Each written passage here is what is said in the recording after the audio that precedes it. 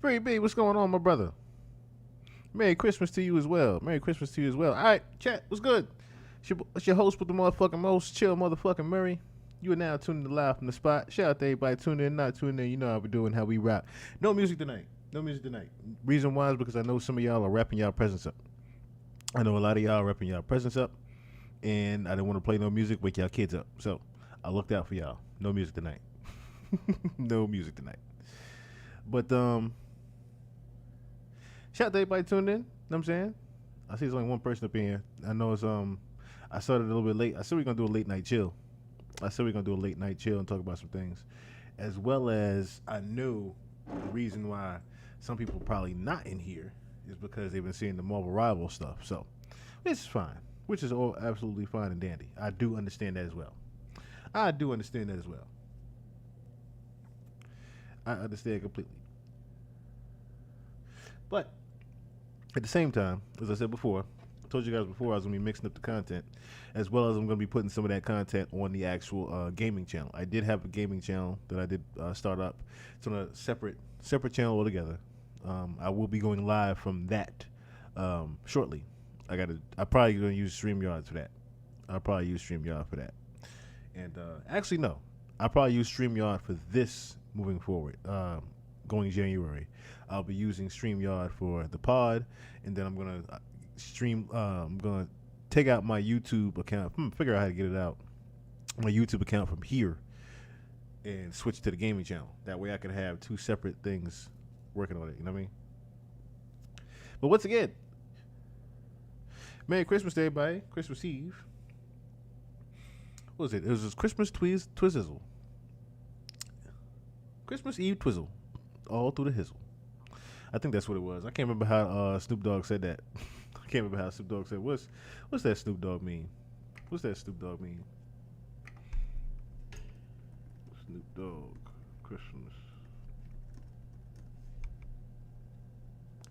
Yes, that's what it was.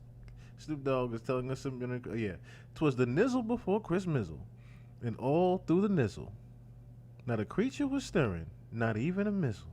Faux shizzle. Faux shizzle, yeah. All right. You see, I'm in my festive hat as well. So, all right. Where we gonna start at? Like I said, no music tonight.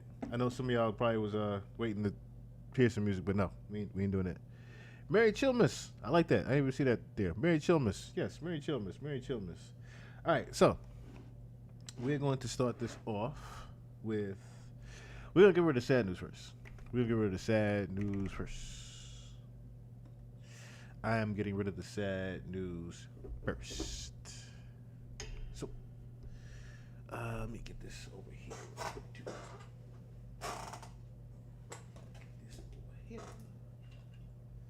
That way I have this here. All right.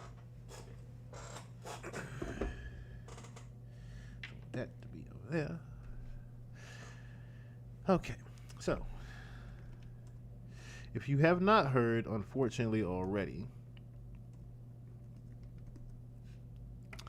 there was a man that set a woman on fire in the New York subway. Now, those that have been to New York City, of course, you're not necessarily... Medusa, what's going on? Merry Christmas to you. The suspect in fatal New York subway burning of passenger has been arraigned in court. Excuse me. So they finally did arrest the bastard. They finally did catch this pussy ass nigga, this bitch ass nigga, this fuckhead. And it's crazy because see now it's things like this. Well, I don't necessarily feel bad about why some of the guys... See, if you grew up, like I said, in New York City in like I want to say the 90s to early 2000s, you know what I'm talking about. We used to actually, unfortunately, I'll say it like this as well to be transparent, we unfortunately used to beat up on guys like him. Like, literally, we would just find guys like him and beat the shit out of them, regardless if we found money or not. That was usually of course, the goal was to find some pocket change or whatever for your roll-ups and your weed, whatnot, get your dick bag, whatever. But Yeah, $1 bag of fries and some pizza, whatever.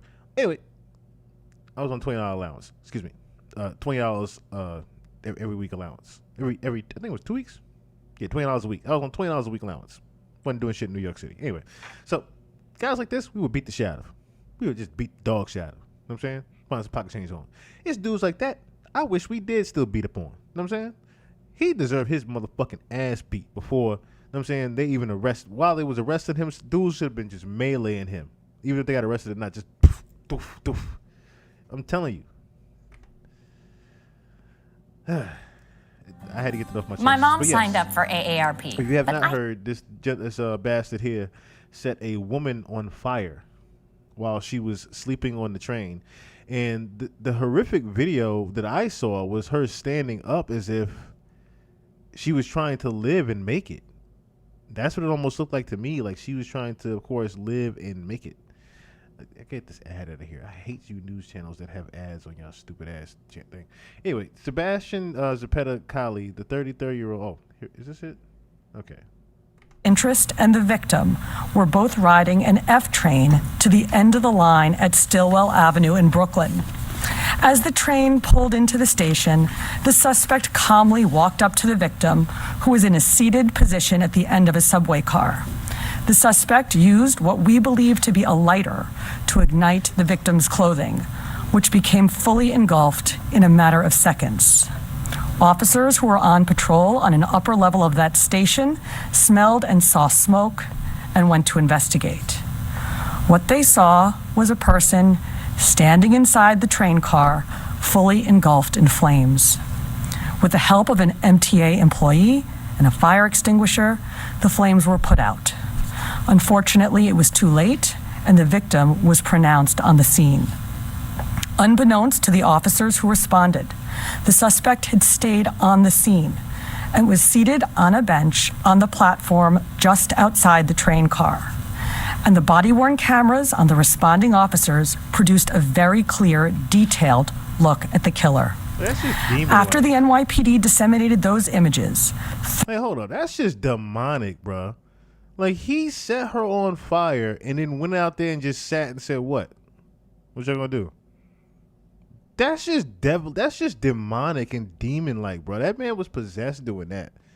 3 high school-age New Yorkers called 911 to say that they recognized the suspect. Other transit officers responded to that 911 call and also spotted the man wearing the same gray hoodie, distinct wool hat, paint-splattered pants, and tan boots, already on another moving train. Police radioed ahead to have the train stopped. Then, Transit District 2 officers boarded the stopped train and walked from car to car until they located and arrested the person of interest without further incident. The person of interest also was found with a lighter in his pocket. Also found with a lighter in his pocket. So, Sebastian Zapata Khaled, the 33-year-old undocumented migrant accused of setting fire to a woman who was asleep while riding in the New York City train. I'm not going to show the picture, of course. That was, like I said, just sad to even see. Was arraigned Tuesday on charges of first and second degree murder and arson, according to a complaint released by the Brooklyn District Attorney's Office. The New York City office of the medical examiner determined the victim, who remains unidentified. Now, of course, she has been identified by now. Let me see. They do have... They actually do have a woman who burned on NYC subway. Because they actually did. I did see a picture of her. I could have sworn I see a picture of her earlier. I guess that was that might have been a fake picture. Which I'm actually, if that was a fake picture, now I'm glad it was a fake picture, because I kind of don't want to. Let me see. Name of. Oh, okay. Yeah, see, a fake identity of NYC subway victim goes viral. Okay, see, that's what I was trying to figure out, because now I'm reading the thing and I'm like, wait a minute, they didn't identify, so that picture that was going around was fake. Just so you guys know, if you see this Amelia Carter picture going around, that is an absolute fake. That is not the actual victim. So let's see here. Where we at? So who remains unidentified died by homicide. The cause of her death was determined to be the result of thermal injuries and smoke inhalation. According to the complaint filed in Brooklyn criminal court, Zapeta Khalil allegedly set fire to the victim's clothing Sunday morning and fanned the flames by waving a shirt around her, causing her to become engulfed in flames. So now that I'm thinking about it, I wonder if he set her on fire and then tried to put her out. I don't think he actually even knew by fanning the flames that they were going to put her more on fire. But at the same time, why would your dumb ass do that? I mean, he looked like he was just high on PCP. He looked like he was just high as fuck, drunk as fuck. One of those high and drunk Guatemalans. This. And you see people like that all the time on the train. And sometimes I say to myself, damn, he's probably in a worse position than me. Which he probably was. He probably still is in a worse position than a lot of human beings. But at the same time, that doesn't make you God or the devil. Or should I say you chose to be the devil in that point. Unbelievable. By waving a shirt around her, causing her to become engulfed in flames, according to the testimony from police officers on the scene, which is outlined in the document. The incident was intensified exiting fears about safety and disorder on the subway, given the troubling trend of recent random attacks, and put a spotlight on several issues major cities such as New York have been grappling with for years, such as homelessness, illegal immigration, and substance abuse. Police said Zapeta Khalil approached the victim silently before igniting her clothing, causing flames to engulf her. In a matter of seconds, surveillance videos showed the suspect watching the victim burn from a bench outside the subway car. He did not enter a plea during this arrangement on Tuesday. CNN has reached out to Zapeta Khalil's attorney for comment. Zapeta Khalil claimed he didn't know what happened and noted that he consumes alcohol. The prosecutor said, according to reports, I told you he was drunk. According to reporting from the Associated Press about his arraignment, he also identified himself in images of the attack.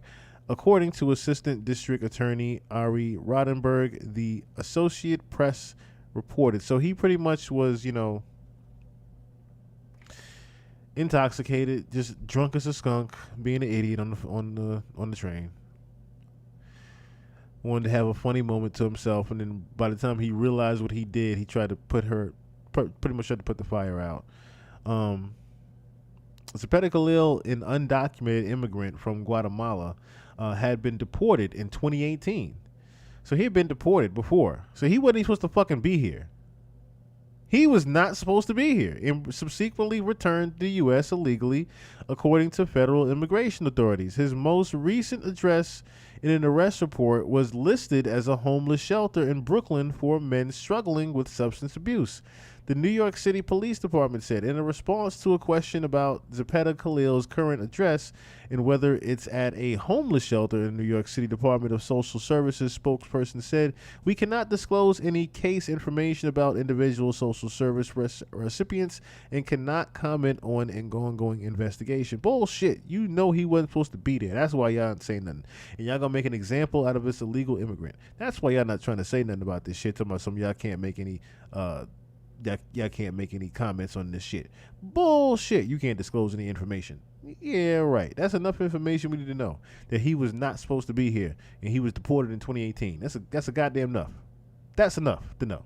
The U.S. Border Patrol encountered Zapeta Khalil in Sonoita,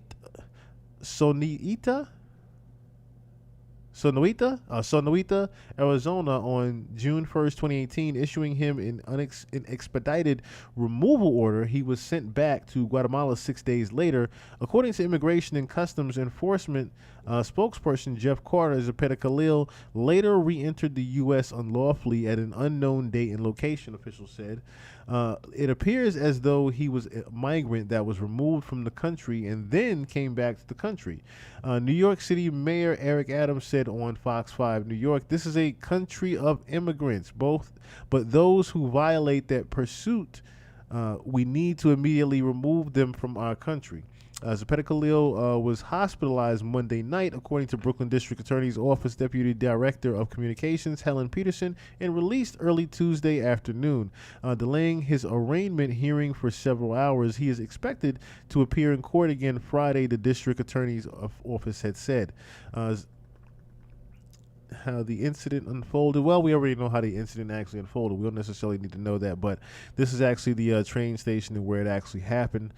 Says officials condemn depraved behavior. This is the F. So this is the F train, of course. Like I said, in Brooklyn. My God. Chat. Icon Vonnie, what's going on? What had happened was, what's going on with you? Yes, prayers go out and condolences to her family. Prayers and condolences to this woman's family, because this was absolutely nuts. The crazy thing is, when I kept reading about it, I was like, this gotta be fake. Because nowadays, when I read news, a lot of the time, I'll be saying to myself, damn, is this AI? This some AI created news and some shit. This some AI created story or some shit. But no, this was real. This was very real and happened. Very real and happened. I'm like I said, I'm flabbergasted and I'm shocked. At the same time, like I said, growing up in New York City, you know these things happen already. You already know these kind of things happen, but you don't expect them to necessarily, see those type of things happen. It's sad, unfortunate. Very sad, unfortunate. Okay, so like I said, I just wanted to at least knock that out, because like I said, I wasn't here to necessarily give sad reporting tonight. Was not here for sad reporting tonight. Also, if you guys didn't tune into the Twitch earlier, while I was playing Marvel Rivals, like I said, we won't be doing the Kim Kardashian video this evening. I tried to even get the video, and I noticed that it was a block on you trying to download the video. So that told me enough right there that I need to at least do my due diligences and take heed to that, okay? So I will definitely be waiting till tomorrow to do that video live on Twitch. We're going to do that one strictly on Twitch tomorrow afternoon when I get back from work. Yes, I'm going to work on Christmas. I don't have any family and friends, none of that to see. So, and I don't have a girl, so I'll be here. My black ass will be right here. I'll be streaming and probably getting in with some Marvel Rivals for the rest of the evening. That's gonna be my Merry Christmas. I'm gonna make myself some Christmas dinner, have some barbecue chicken and some mac and cheese and some string beans. That's what I'm gonna do tomorrow. But yeah, I'll be doing the Kim Kardashian Santa Baby breakdown video tomorrow, because there's a lot of symbolism in it and a lot of sex trafficking and pedophilia inside of it as well. So we're going to be breaking that video down. It's pretty much another Justin Bieber Yummy video, but a darker version of it. A much darker version of Yummy, if you will. Next thing we were gonna do was speaking of craziness. Speaking of craziness, crazy. Coming over for dinner. That's what's up. I'll make a plate for you. I'll definitely make a plate for you. I got enough mac and cheese for you. I definitely got enough mac and cheese and definitely got enough chicken wings. So we good. We'll be all right. I'll make enough string beans too. And I got some vodka. So we'll be all right. We'll definitely be all right. You didn't play the video yet? What video? I don't know what video you're talking about. You said you didn't play the video. Oh, I know you're talking about now. Now I know you're talking about now. Yeah, but yeah, definitely. Yeah, I'll have enough mac and cheese. Enough barbecue chicken here. So you'll be all right with some vodka. You know what I'm saying? If you smoke, definitely going to be able to smoke too. You know what I'm saying? Let's see. Where are we at here? So, I guess first things first. Yes. I remember now. The Kim Kardashian video. The Santa Baby video. So like I said, it's a crazy one. It's a crazy one. Matter of fact, I think I can play the trailer. I think I can play at least the trailer, but I can't play the whatchamacallit. I can't play the video straight from YouTube. I could play just a clip of what's been going around. So I'm gonna do that. I'm gonna play the little short that's been going around from Instagram. So you guys listen to this. So you guys can at least see what we're talking about and what we're gonna be getting into tomorrow. But yeah, no, we're not gonna listen to that.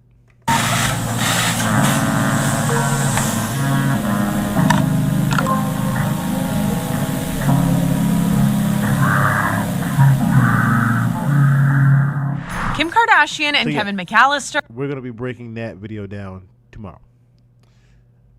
We won't be doing that tonight. But Kim Kardashian has released a video with Macaulay Culkin and a couple of people in the video, and a lot of symbolic references in there. Like this one is a small, subtle one, but it's actually what I'm going to be breaking down what this actually is right here. You guys are not even going to, like I said, it's a lot of things that you have to, like I said, notice in this video that you're like, wait, what? Even that jacket, even down to that jacket. We're going to break down what that jacket is tomorrow. We're going to break everything about that jacket. We are finally going to get into the Sgt. Pepper story tomorrow. This little shot that was in the video of the older gentleman rubbing down a panda and raccoon. Yeah, it's a lot of things. And if you look at the Instagram posts, there's a woman that breaks down some of the things that's in there, but she only breaks down the things that are in like the actual trailer to the video or like the teaser part of the video. This video is ironically and demonically set at 4:44. So it's 4 minutes and exactly 44 seconds, the video, which there is a football player in the video with the jersey number 44 in it. So just tells you how much they actually dove into the detail of symbolism with this video. So it, like I said, and my own thing, the crazy thing is you saying that, right? Face down, ass up, shake my head. Crazy thing you saying that, Free B. The first thing I thought of when I saw the video, I said, she got kids, right? Like, what the hell is North going to ask her when she sees this? North is of age. North is of age. I'm pretty sure North saw this video, and I know she's seen some weird shit with her dad, but this take the cake. This take the motherfucking cake. And then you do this a week before these kids' Christmas? Like, think about that. You did this video a week before your kids' Christmas. So, again. Oh, yeah, that's the thing. Mariah Carey would definitely approve of that video. That's the thing. Mariah Carey would definitely approve of that video. She in the same club. She in the same club. Same goddamn club. Juju, what's going on? What's going on? But yeah, we'll be breaking down that video tomorrow. Because it's a lot. It's a lot. Yeah, it's a lot. It's a lot. What I did need to get into. Excuse me. Ooh, what I did want to get into. Yeah, before we get into some funny stuff, yeah, let's stay on a serious note real quick. Let's stay on a little bit of a serious note. So, Allie Carter put out a video recently of her breaking down her experience at the Playboy Mansion. Yeah, you heard it right.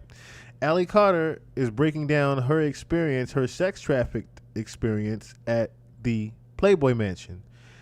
And she saw some pretty interesting celebrities there, including Iron Man. Nurse, therapist, as a dance teacher, right? So, and I went through some things with my kids that I just, I've stopped and dropped what I was doing. Some of my kids had ended up in a mental hospital. Some of them had came from foster homes. Some of them just said, hey, Miss Sally, I need to talk. Hey, Miss Sally, I need a hug. Hey, Miss Sally, I just want to go in a room and dance. And can you stand there and just watch? Yes. If that's what you need, let's do it, right? I'm just that person because of everything that I've been through. So watching things as an adult fucked me up.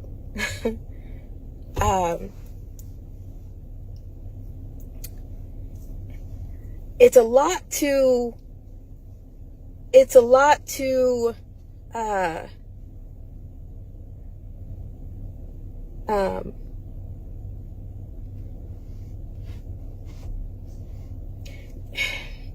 at 15, I was so lost because of everything that has ever happened, right? I turned into a point where I didn't know what was going on. I didn't know if I loved someone that was hurting me, because I didn't know what else to think about it. I thought it was love, and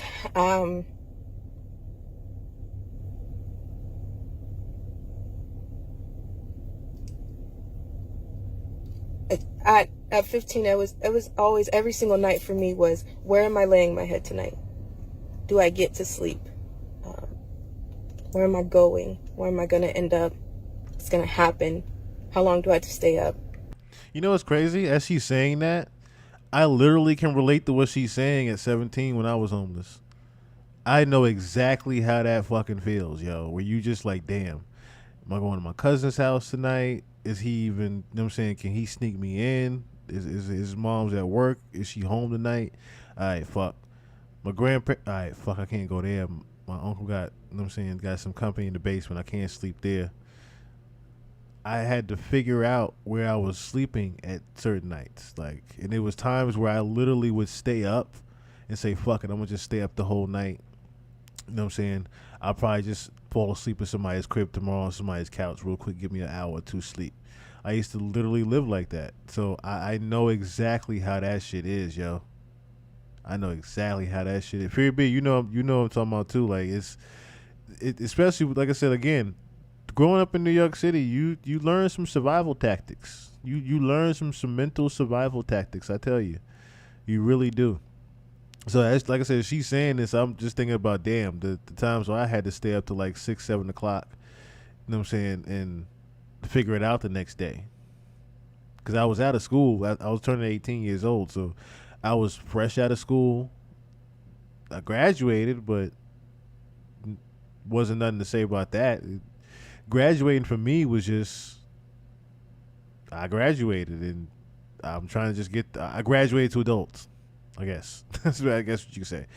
But it's very hard, especially at 15 years old. She's saying that she was, homeless at 15 years old. That's very difficult in a sense, to be a 15-year-old girl and not necessarily know where you're going to be sleeping at night. That's a whole different experience altogether that I'm sure feels, very lonely, especially not necessarily knowing her mom at the time. And of course, her father supposedly is Pac, so his father was already passed away. No foster parents or anything like that around, and of course you're in CPS custody, and CPS custody is the reason why you get sex trafficked. That's crazy. And watching an episode called Pig Night, when I went, they tried to feed us, and I remember it because when you have to do orders, sex jobs like that, you don't eat. You're not allowed to eat. You actually have to starve yourself, because this is about to get a little bit dark. So if you got a faint stomach, or if you just can't be doing it right now, just go. Don't even try to. It's a lot. It's about to get a lot. So just, here's your time. Exit.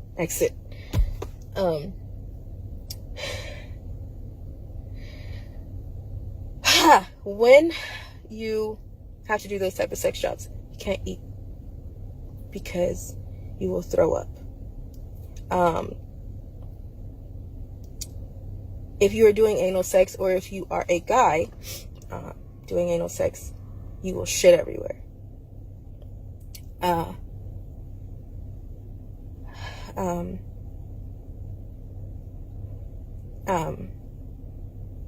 When this happens, your pimps will get mad at you. Really mad at you.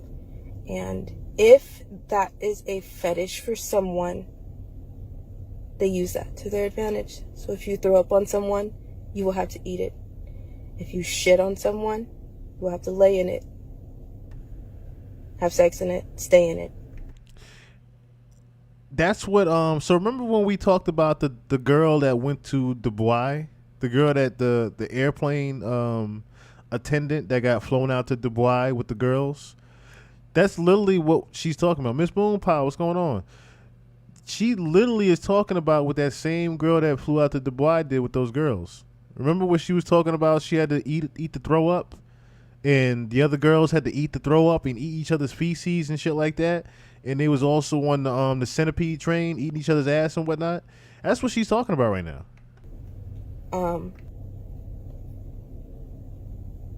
So when they tried to feed us, I already knew not to eat, because I'm always told, like, at the end of it. Now, again, I want you to keep in mind while she's saying this that she is 15 with this story.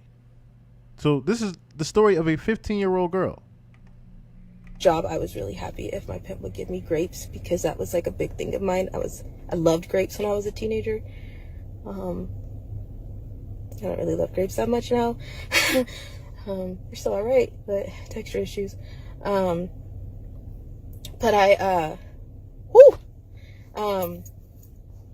anyways, yeah. Yeah, so I knew, okay, we're not gonna eat. Like, I don't know what this is for. And I was told don't eat the food. Okay, fine. I thought it was because it was a different source of drugs. There's candy dishes in elite parties. There's always a candy dish. And the candy dishes I went to was always cocaine or ecstasy or weed or random things. Angel dust. All kind of things.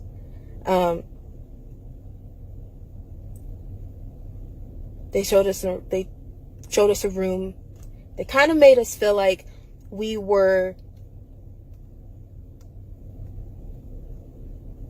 taking a tour of the mansion.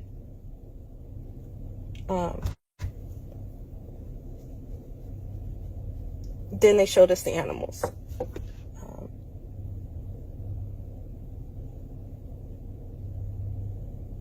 Then they took us to a rec room, like a playroom. Now I'm confused because was there a zoo at the Playboy Mansion? I don't remember there being a zoo there. Was there a zoo there? 'Cause what is she talking about at the? Hold on, just in case, just in case.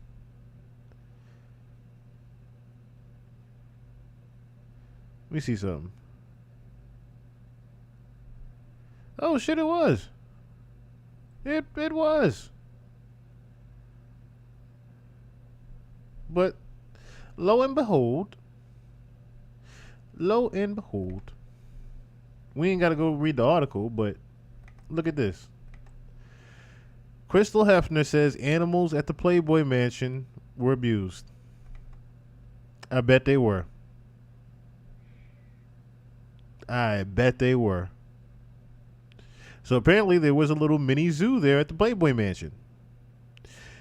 And from what Allie Carter is saying, they weren't just feeding the birds.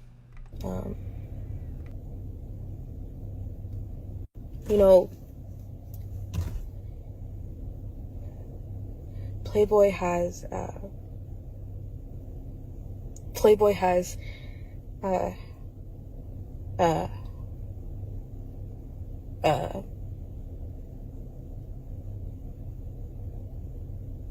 forgot what I was just gonna say. Contracts. Non-disclosure contracts, where sometimes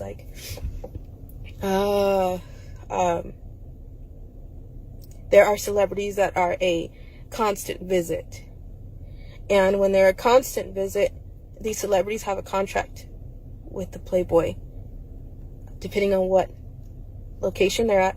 Either way it goes, but especially when they're a known celebrity, they have contracts. So it kind of keeps them safe if there's a Playboy bunny that leaves, they're not allowed to tell who they had sex with, who was there, who was a frequent bunny, who was a member, or frequent John, and who was a member.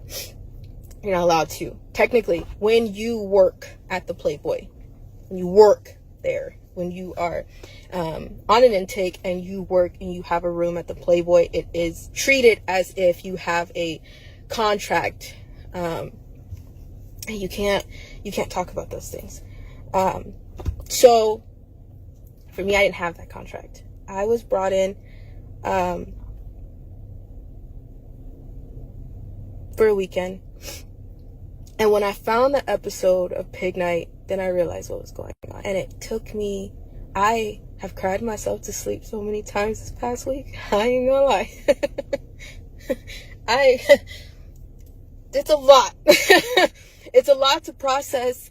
It's a lot to process as an adult, to say this was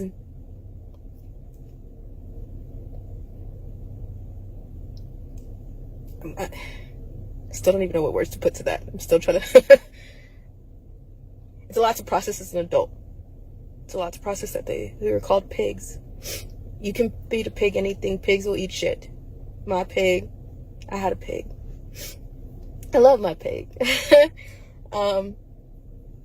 She's really smart. So pigs are smart. And it was stupid because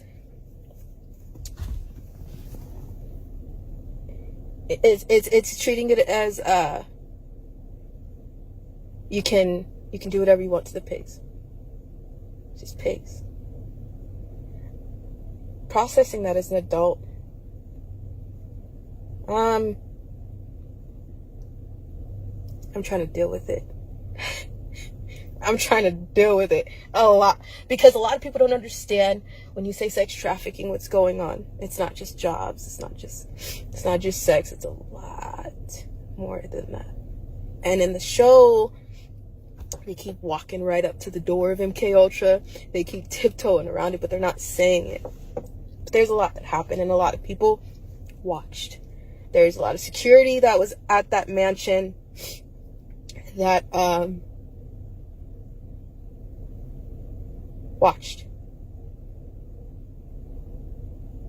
There are regulars. I know people know that there are regulars.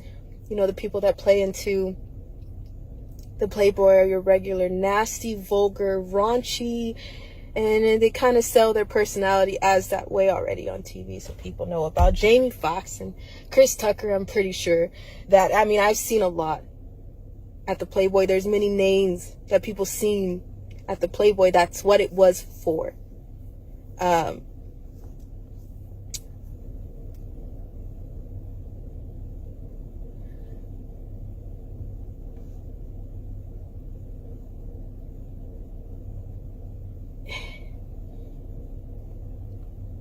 In the last year, I've never understood so much of the world as a stage in my life. This whole bullshit with Will Smith and Chris Rock. They're actors, y'all. All right, so real quick before she finishes, I do want to talk about that real quick. So what she's talking about is this thing that they had at the Playboy Mansion actually called Pig Night. And I didn't know there was I guess it's a documentary that's out about the Playboy Mansion. So he was a monster. I was a Playboy bunny. Hugh Hefner hired prostitutes for Pig Night. Piled us with drugs. This is back in 2022 this was published. Piled us with drugs. No, supplied us with drugs and worshipped Charles Manson.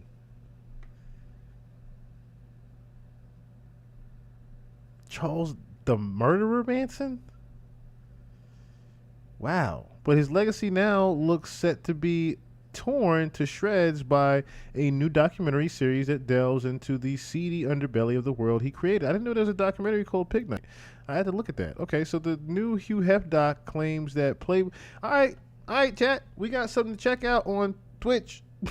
we got something to check out on Twitch. So I'm gonna find this Pig Night. I'm gonna get this Pig Night. We're gonna watch this. That Playboy bunnies were forced to engage in orgies to prove their love. Oh my God! Alongside the revelers, Hugh allegedly hired two pimps to bring sex workers for pig night. The explosive 10-part expose, which will premiere in the U.S. on January 24th, okay, so it's already out, promises to show how Hefner's carefully crafted public image as a friend to women was little more than a smokescreen. Well, of course we knew that shit. Former lovers and employees interviewed for the show claimed the Playboy founder demonstrated little care for his Playboy bunnies and used drugs to control women. Hefner is accused of acting like an insatiable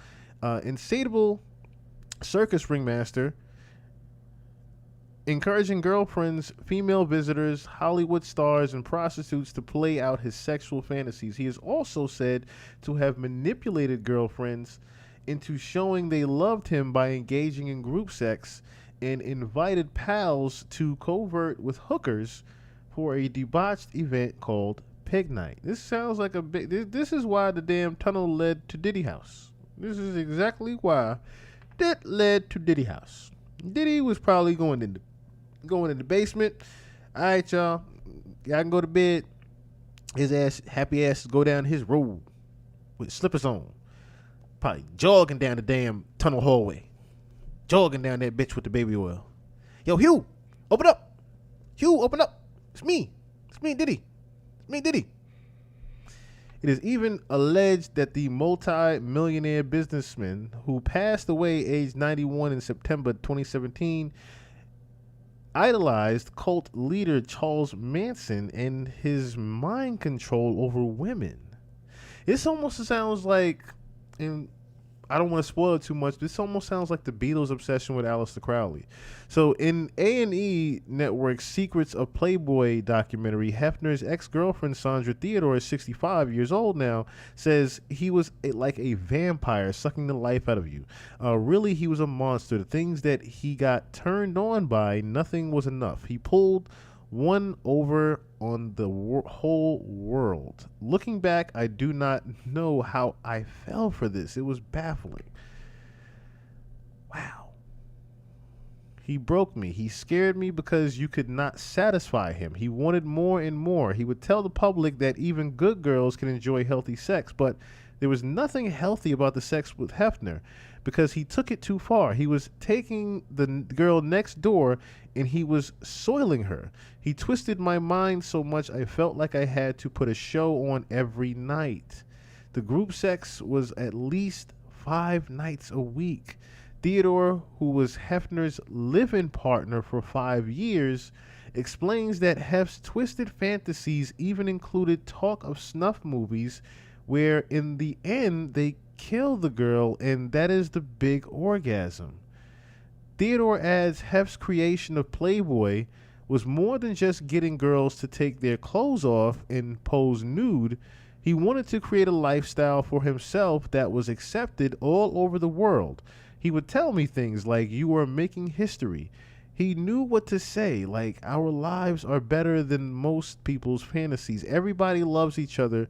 We should not be suppressed." Suppressed is a big word with him. It was addicting as you knew you would be a special and the lady of the mansion. That was his romantic way. But really, he wasn't very romantic at all. He created this illusion with smoke and mirrors. And then he worshipped Charles Manson's brainwashing. The former model and actress, who was Playboy magazine's Playmate of the Month in July 1977, also spills the beans of Hefner's disturbing admiration for Charles Manson. She claims that he told women who shared his bed that they had become part of the family, a phrase that Manson had used to describe his female groupies. He is also said to have regularly watched Manson's infamous home videos of the girls in his cult using weapons. Theodore explains in the late 1970s he was fascinated and obsessed with Charles Manson, could not talk enough about him. How does this guy have these women that have been in jail and when they get out, they adore him? Hef like that.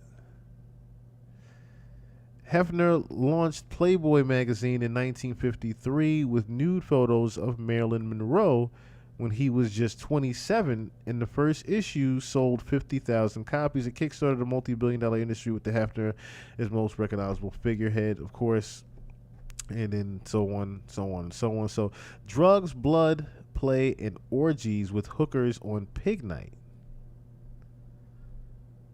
Shocking events at the Playboy Mansion included a party on Thursday evenings, which Hefner dubbed Pig Night. According to former valet Stefan Tettenbaum, the former Playboy employee explained that it featured prostitutes who were brought to the mansion, inspected by doctors, and pimped out to Hefner's high-flying pals. Wow, that ain't a trafficking party. Hollywood stars who are said to have been regulars at the night included late Blues Brothers actor John Belushi. Tettenbaum, who worked at the Playboy Mansion in L.A. from 1978 to 1981, said Hefner had two pimps that would bring up 5 or 6 girls in their cars. It was called Pig Night. But we as butlers were told, do not call them pigs. They would come up, go into the dining room, and Hefner's friends, comrades, movie stars, and television stars would sit around the table. That's disgusting that he viewed women like that. He's the real pig, but he viewed women as pig. That's crazy. Hefner would never eat dinner with them, but smoke a pipe and observe the girls. One at a time, the girls were escorted into the front bathroom, where the doctor would inspect them for anything that would be detrimental to any of his friends. Wow. Sick bastard. The girls that passed would have sex with the different friends. Sometimes on Pig Night, he had a special woman called the Bleeder. Oh my God. And she would use a very large syringe and draw blood from his different friends. Okay. This is getting a little sick. Drugs are also revealed to have been central to the way Hefner allegedly controlled and manipulated women, despite his claims that illegal substances were banned from the mansions. Hefner's former executive assistant Lisa Loving Barrett,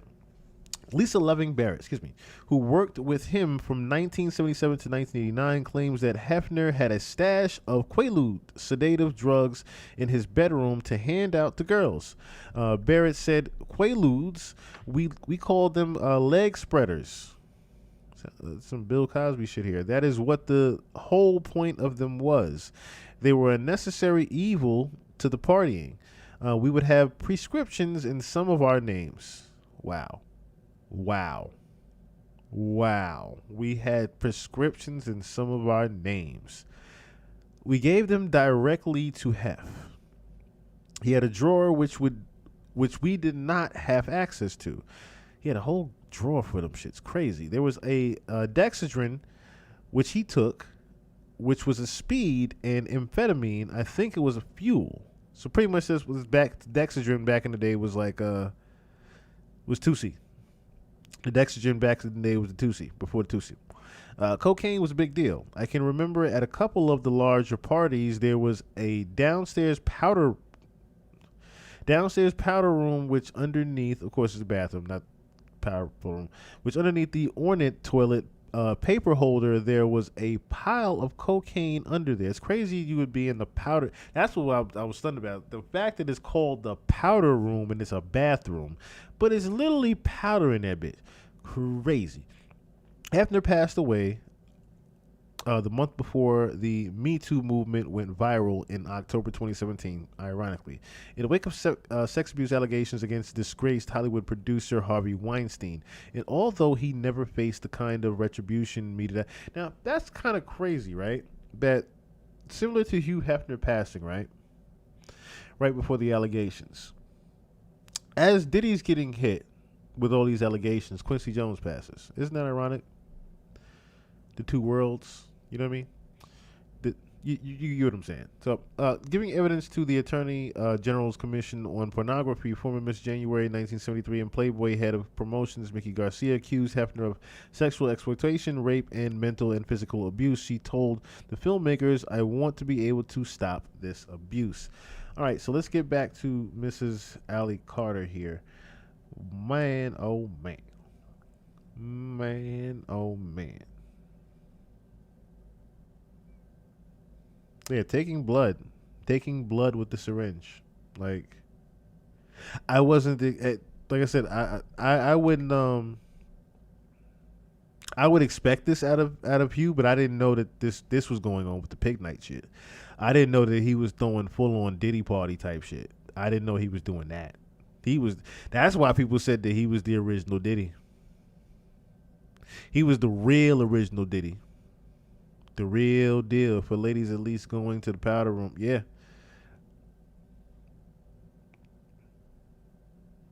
Old school 50s going to the powder. You know what's crazy? Someone just posted on my timeline some shit about that, where they pretty much were caught off guard because there was a girl that was at a restaurant and asked the homegirl, "Yo, do you have some coke on you?" I said, that would be the only place she would ask you that question, is the bathroom, because it's called the powder room for a reason. But anyway,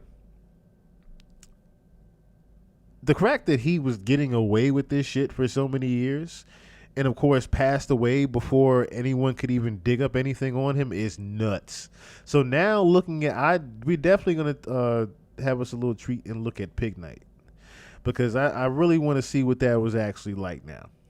Now that'll, if anything, that'll take us inside a real look of what a Diddy party would look like, especially from back in the day. They're actors. What blows my mind is here we go again with the whole world on one thing about an alopecia because of Jada. Jada has alopecia, poor her. Oh my gosh, it's a black woman in the middle of it, and that's why he got up and slapped the shit out of him. Oh, really? Because the same people that are defending Jada and the same people that are defending Will are the same people that was just defending the fact that when Rob Saget died and that guy came out talking about the rape and the anal rape of the Olsen twins, somebody should have got up and smacked the shit out of him. It should be talked about that it was a wrong joke. It should be talked about that was fucked up. It should be talked about that it's not funny. But no, we ain't gonna throw a tantrum over that because it was just a joke. It was just a joke. People need to chill. But don't let it be a joke about alopecia, Jada, Will Smith, and that's fine. You know they staged that, right? You know that the Oscars lost their viewings. You know that a lot of celebrities are lost their viewings and they've lost their fucking minds, right? And you guys know that a lot of people are starting to focus, and when every time somebody starts to focus, when people really start to focus, that name always makes me laugh now, but when you really start to focus on what's going on, then there's a big ass distraction that waves, and it sends shock waves through everywhere. Every time you open your phone now, how many memes have you saw? When it came down to Bob Saget and all those people that were making jokes about rape of children, nobody threw a fit. It wasn't a meme all over the place. Nobody was arguing and trying to get the opinion of the world about who was right and who was wrong. Everybody took the side of the predator. You don't see the distraction. You don't see them playing on your intelligence again right now. Playboy is so popular right now in the stores. The name brand clothes and everything has Playboy on it, and everybody is joking about being a Playboy. People ask for proof of what I've been through, right? I don't think people understand what they're asking for. I really don't. Somebody tried to bitch and say, well, I've posted things on my Telegram that it's illegal content. No, I haven't. No, I haven't. I have posted things that help people walk up to the door of what's really going on, things that are already circling on the internet, which doesn't make it right either. There's no excuse for that. I'm circling the internet. I don't want anybody to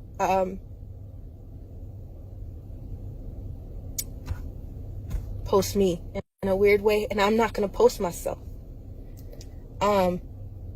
But people don't understand what's going on, and when they finally see it, then it's like, holy shit, I need to get my shit together. But there's still not enough people.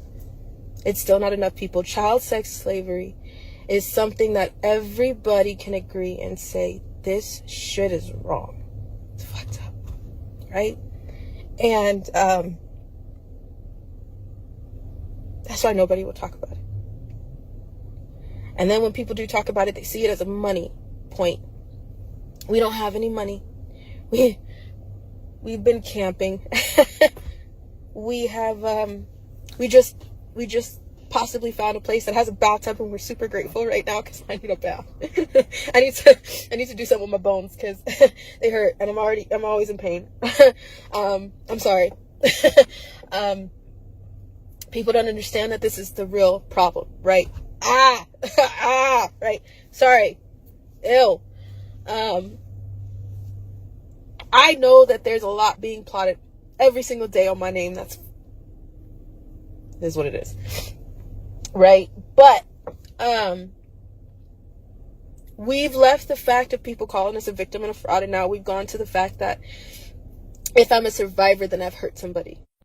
If I'm a survivor, I'm guilty of some snuff films. If I'm a survivor, I'm guilty of things. And I do know that there are videos.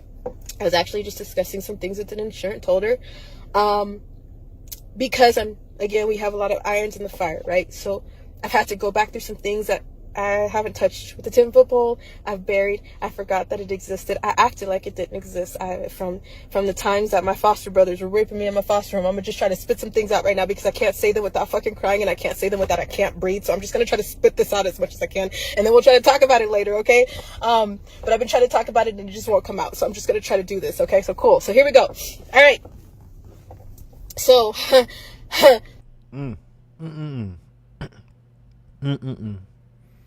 I feel for you, Miss Allie Carter. I feel for you, Miss Allie Carter. I'll definitely stop and say that. I had to pause it for that because I could see everything she was saying was definitely choking her up, and I feel for her on that part. Let's see. Not the real original Diddy was Louis B. Mayer, the founder of MGM. Oh, MGM Grand. Oh, the MGM. Okay, I know you're talking about now. The MGM. I don't know why my mind went Vegas. I'm thinking of the Lion. Now I know you're talking about the Lion. Had all of Hollywood living in one village, and he controlled and brought in the sex workers, drugs, and etc. And because he had a private police force, they looked the other way. He's also leased out the actresses. He invented to Oscars so actors could get clout for sponsorships so that he wouldn't have to pay them more because he was paying them ass. Wow. Original me, what's going on? Same MGM? Okay. I was trying to think now. I was trying to think what it was now. But that's crazy. If you think about it, there was just a lot of that going on that we just didn't notice, I guess. We just didn't notice how many Diddies that there were back in the day. If you really want to think about it, we really should have taken notice to how many different Diddies that there were back in the day. The Hugh Hefners, the Bill Cosbys, as he said, the Louis B. Mayers. How many of them were there? How many more of them were there if you really want to think about it now?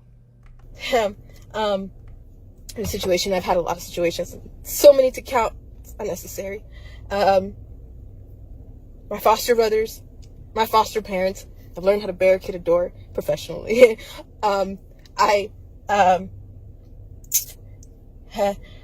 had many situations. I was living in a group home where I had to just talk to someone in regards to this group home, and it was in Riverside, California, and my group home staff, it was a level 5 group home, which is technically like a foster home if you know the levels of a group home, right? Okay, whatever. So the level 5 is technically you have those privileges that you can just kind of still come and go wherever you please. You still have the privileges, you still have allowance, you still kind of have a foster home setting, but you're still in a group home. So there's probably like 6 girls in the house with the staff that just come in and out, right? So there was this group home, and I was so stupid, and I'm not stupid. It was just my life. Like, so I know I don't need you guys to I'm not fishing for you guys to be like, you're not stupid. I know I'm not stupid. I'm actually really intelligent. I'm actually really fucking smart. I don't give myself credit, and nobody gives me credit. I'm small and I'm short, but I'm really smart. But, no, I was in this group home, and I was going to Rain Cross Continuation School, and I just got there, and I didn't want to leave So,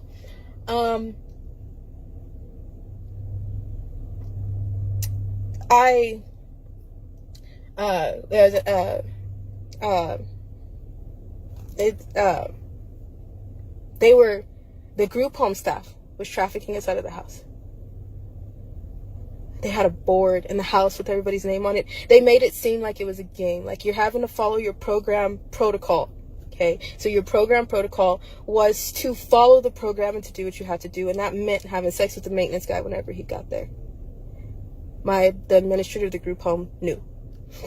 She was writing our names on the board. She would take us to these trips. She took us to the beach. She took us to Las Vegas, Nevada. This is the time that I went to Las Vegas, Nevada, and my foster sister ended up in Robert Downey Jr.'s room. So this was a whole thing in Las Vegas, Nevada, and somebody had gave us shrooms, and we were in this elevator. It felt like we were fucking dying, because if you have ever been on shrooms, don't do drugs.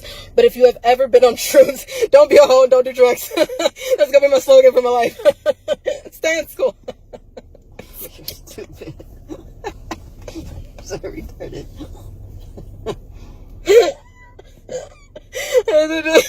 The new DARE program. Right? Don't do drugs. They're fucked up. They leave you fucked up. I've been fucked up. Don't do it. The fact that she has to laugh through her pain like that is you know, you can if you've been through some things in your life, you can understand the and 411 what's going on. You could definitely understand the laughing through the pain part. But yes, as she just said, don't be a hoe, don't do drugs. She had to laugh that part off, but was not necessarily Robert Downey Jr. You see how she just tried to brush off even having to say Robert Downey Jr. gave her drugs? So Iron Man. So we did shrooms. We're in elevators, you know. Las Vegas has all those crazy floors, and you feel like you're just fucking falling. For years, I felt like I was just falling. It was a fucking mess. And she would just let us go. Like, we had a community pass when we got to Las Vegas, so she was just like, just go do what you gotta do. Just make sure that you get back to the room, right? So we did. I dragged my foster sister back to the room. It's fucking horrible. Anyways, and we got back there. I was like, okay, whatever. And then she took us to the beach. And before we got to Newport, there's a part in Newport, there's that grocery store that kind of sits on a weird corner in the intersection. I know if y'all from there, you know what I'm talking about, but it's like the store that kind of catty corners, and it's in Newport. And we got to that corner, and it's a big ass intersection. It's really, really wonky. And she's like, take your towels off, take your covers up off. You guys need to like show your bodies off. And I didn't know what the fuck was going on. And people started honking at us, and she stood back and she's like, this is all for you guys. This is all for you. And then she was giving us and like feeding us. The maintenance man who was picking up the food for the houses, driving us to the DNA programs, driving us to the drug and alcohol programs that we were already in. It was supposed to be following our protocol, right? So he would come like during the week. And the thing was that is for you to follow the program protocol of doing what needed to be done, and the administrator knew. So she would put our names on the board, and they were in the living room in the house, and there was 6 of us, and she would just put our names on the board. And I remember my foster sister's name so well, but I'm not going to say them because they were minors. So there was our names, there was our ages, there was our weights, there was how much medication that we were on, because in foster care they use the foster kids as experimental guinea pigs to put on random medication that nobody fucking needs. You're not prescribed to fucking take it, and then you're stuck on this medication, and people are calling you fucking crazy, and you're not fucking crazy. You're stuck on SSRIs that are causing you to be crazy, okay? That nobody ever actually ran a fucking experiment on. They just run it on the foster kids, and they give it to you, and they log you up on all this fucking medication that you're just fucked up, and you feel like a zombie, right? And the second that you start actually defending yourself and being a fucking person and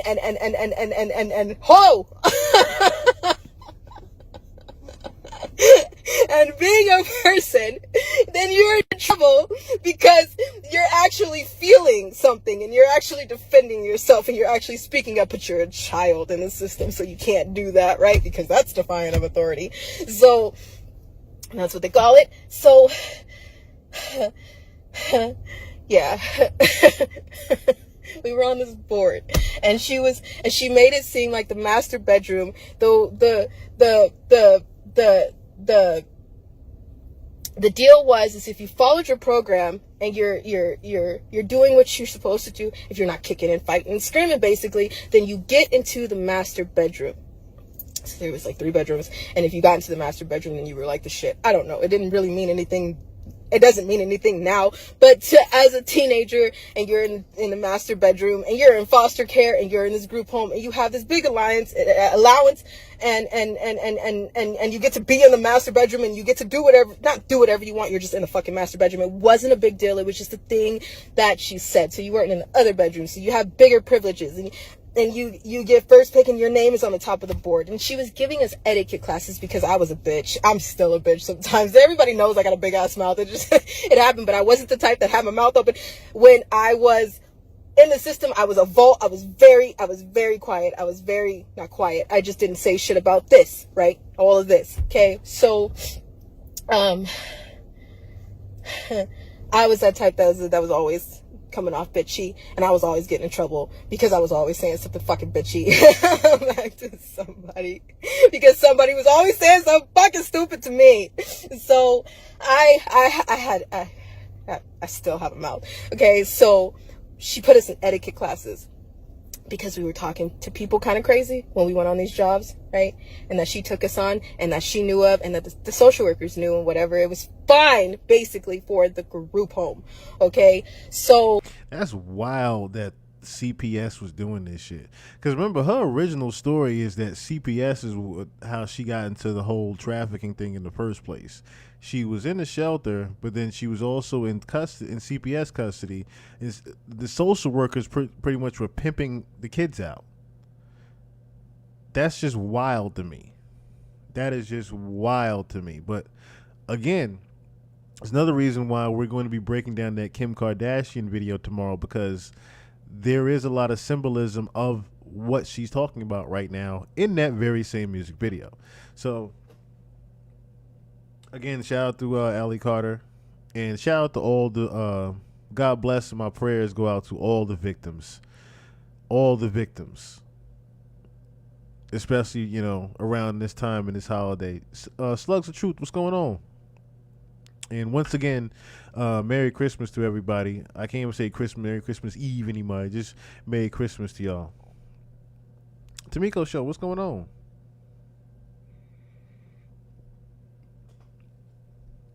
I do believe that because Tiffany Haddish. Oh, yeah, the Tiffany Haddish thing. That got kind of swept up under the rug, right? It was Tiffany Haddish and somebody else. It was Tiffany Haddish and somebody else that got accused of this, and they didn't necessarily. Everybody was like, "Damn, this story sounds kind of wild and whatnot." It don't sound too outlandish now. It don't sound too far-fetched now. It don't sound too far-fetched now whatsoever. Okay, so I guess we'll stay on that particular topic. Avalani, what's going on? Happy holidays. Yes, happy holidays. Happy holidays. WW. Ari Spears. That's who it was. The comedian Ari Spears. Tiffany Haddish and Ari Spears. Which was a very weird combination to begin with, right? Very weird combination. Let me see something before we even jump into that.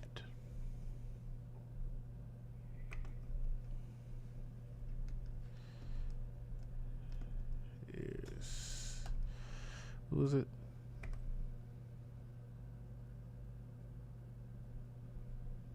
Yeah, that's what it was. Okay, so Tiffany Haddish and Ari Spears accused of child abuse in a new lawsuit, which it still bugs me to this day.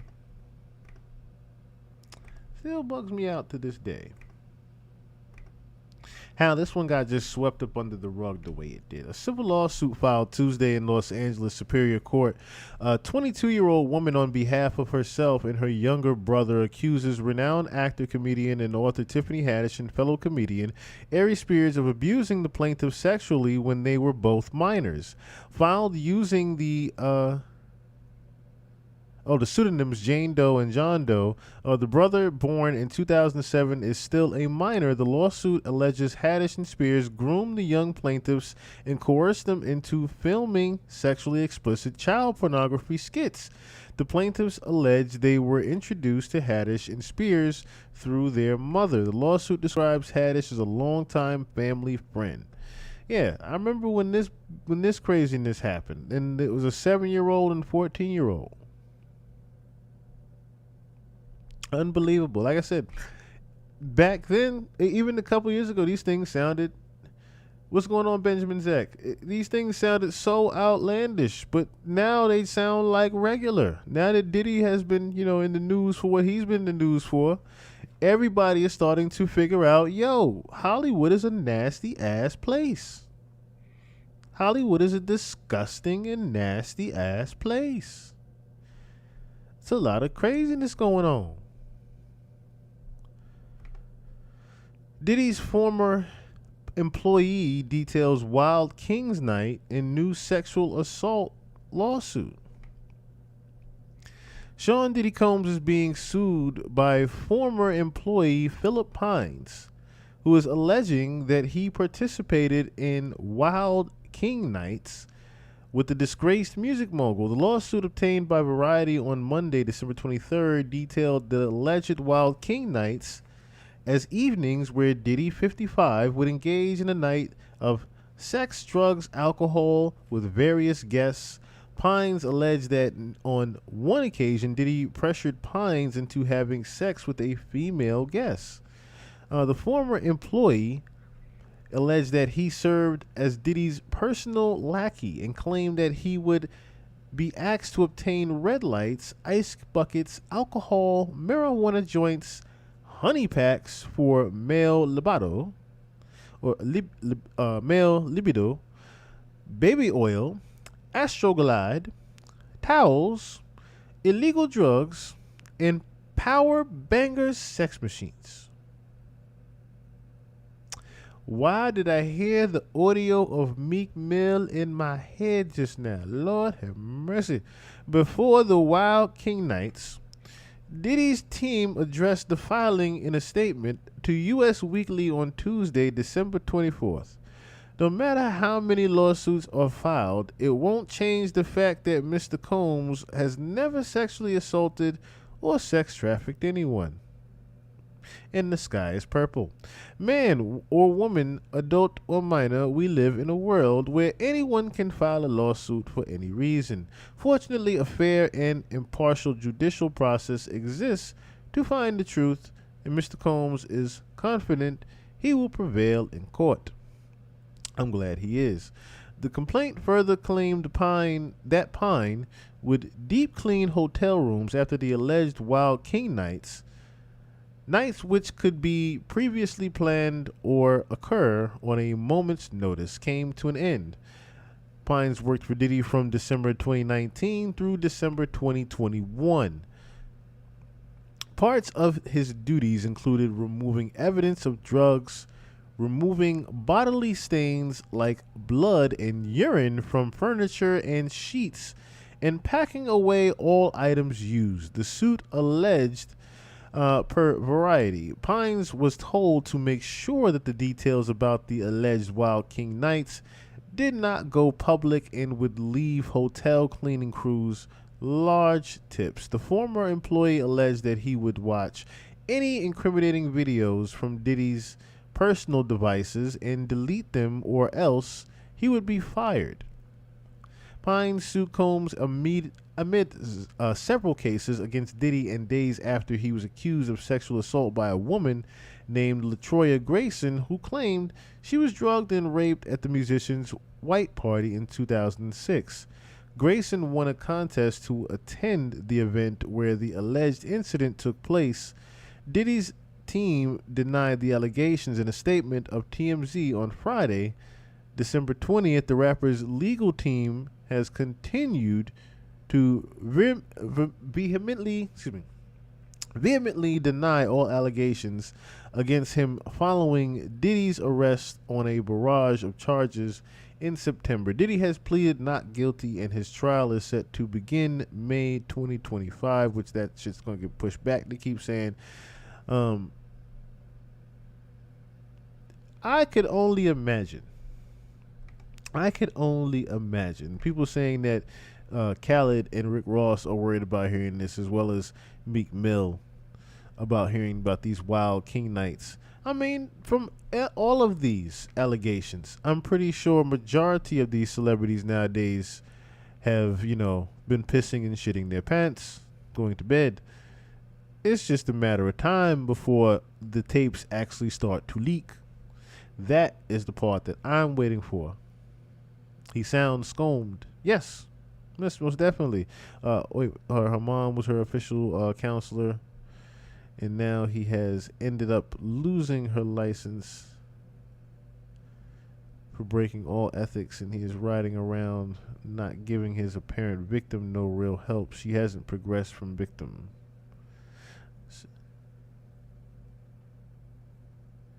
Oh, you're talking about Allie Carter. Okay, you're talking about Allie Carter there. I'm thinking of the time now which those machines came through UPS. The manager who was by was very interested. That's funny as hell. That is funny as hell. Yeah, power bang machines. Power bang machine. Man. I'm just, bruh. 'Cause I'm saying to myself, Diddy ain't using that for no females. Diddy can't be using that for no females. I don't see him doing that for females. Luke said the one who discovered DJ Khaled. Yeah, man, we went over that. We went over that. Diddy was the one that discovered DJ Khaled, and like I said, the timeline fit. The timeline fit from the time that he was just a nobody on the radio to all of a sudden he gets the look at the radio station the same time that Diddy comes to Miami. Around the same exact time that Diddy moved his ass to Miami, DJ Khaled got the position at the radio station to where he was able to do what the fuck he wanted to do all of a sudden. Then, just a few years later, we taking over one city at a time, all of a sudden, this big hit DJ Khaled, we taking over, right? So now I'm saying to myself, okay, there's something else there with that. And then we saw the video, of course, of Diddy fucking up saying, oh, this man can get you this man can get you that. I'm saying he can get you anything. What do you mean he can get us anything, Diddy? What's in the trunk? He getting caught talking about some, I'm saying, trunk full, whole trunk full. What was in the trunk, Diddy? What was in the goddamn trunk?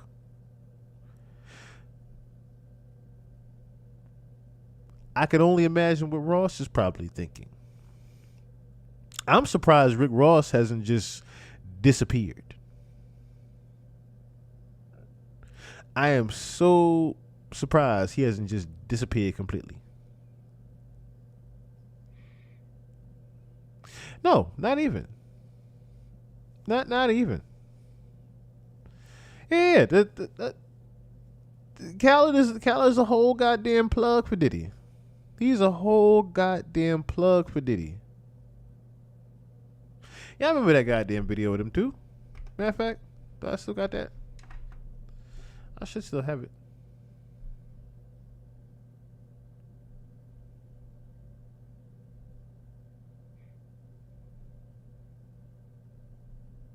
Yeah, where is that at? Where is it at?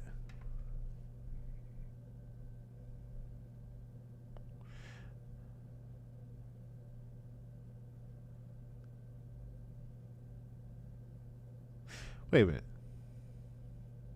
No, see, I didn't read that part. Hey, yo, check. So, I never read the caption of this video. The caption of this video from Rolling Stone says, Diddy and DJ Khaled on having children meeting each other for the first time. I never paid attention to that.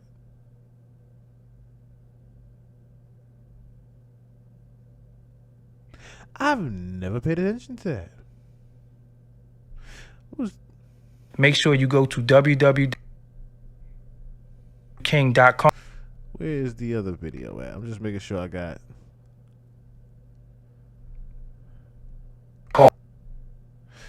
Okay, that's the Audi one.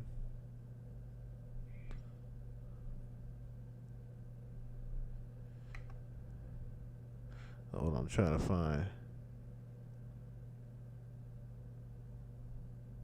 Trying to find the other video I had of him. Ah, here it is. This one. This one right here. Let's try to find this video here. Call Puff Daddy. He said, Kevin, where you at? Yeah, and when I'm in Miami, when I'm in Miami, I need anything, and I mean anything. We can't even discuss it. The things that this man is capable of bringing to you, but Miami, I need anything.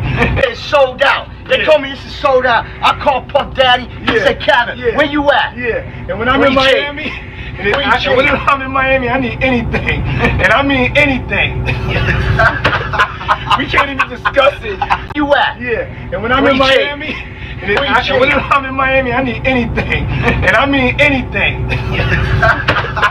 We can't even discuss it. The things that this man is capable of bringing to you, but believe me, he has Miami on lock.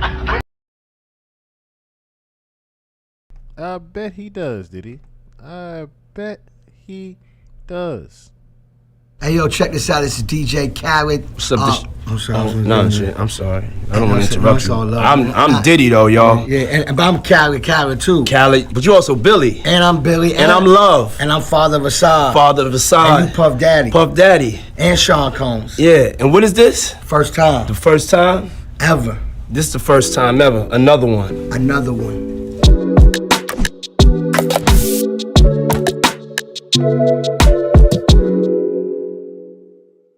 Who want to go first? Yeah, I don't know if we want to answer that, though. I mean, as a fan, I met Puff, Jack the Rapper, Street Team. I was Street Team. I'm still a fan. But I'm talking about, so he don't know who Khaled is, but I'm just hustling Street Team, and I don't think he realized that I used to be Street Team for Bad Boy. Then after that, in Miami, me and Puff met while I was on the radio. You know, when I'm breaking records, spinning records. Met him through a lot of people, you know what I'm saying, and we just became real brothers. Yeah, I can't tell you about the first time I met him, the real truth. Yeah, I just can't speak on it, you know. Yeah, some stories gotta be untold. Yeah. God is great.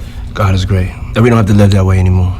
Yeah, we blessed. He came through. Yeah. Make sure you know he came through. Yeah. Trunk full. Yeah. Trunk was full. Everything. Make sure you know he came through. Trunk was full. Trunk full. Look how worried Khaled is, even laughing at all. It was all right. We blessed. We blessed. Like, he just tried to get off the topic so fast. Like, Diddy is such a damn snitch and informant, even on himself.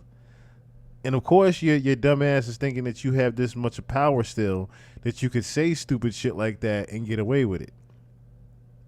But you pretty much just snitched on the fact that Khaled was your plug, allegedly, for a lot of things. Whether that be 2C, Quaaludes, whatever the hell you have, allegedly. But the trunk was full. The trunk full. Trunk full. Trunk full. Trunk hole full, right? That's the man said, right? I met him the real truth. Yeah, I just can't speak on it, you know. Yeah, some stories gotta be untold. Yeah. God is great. God is great. That we don't have to live that way anymore. Yeah, we blessed. He came through. Yeah. Make sure you know he came through. Yeah. Trunk full. Yeah. Trunk was full. Now, again, I want to reiterate, okay?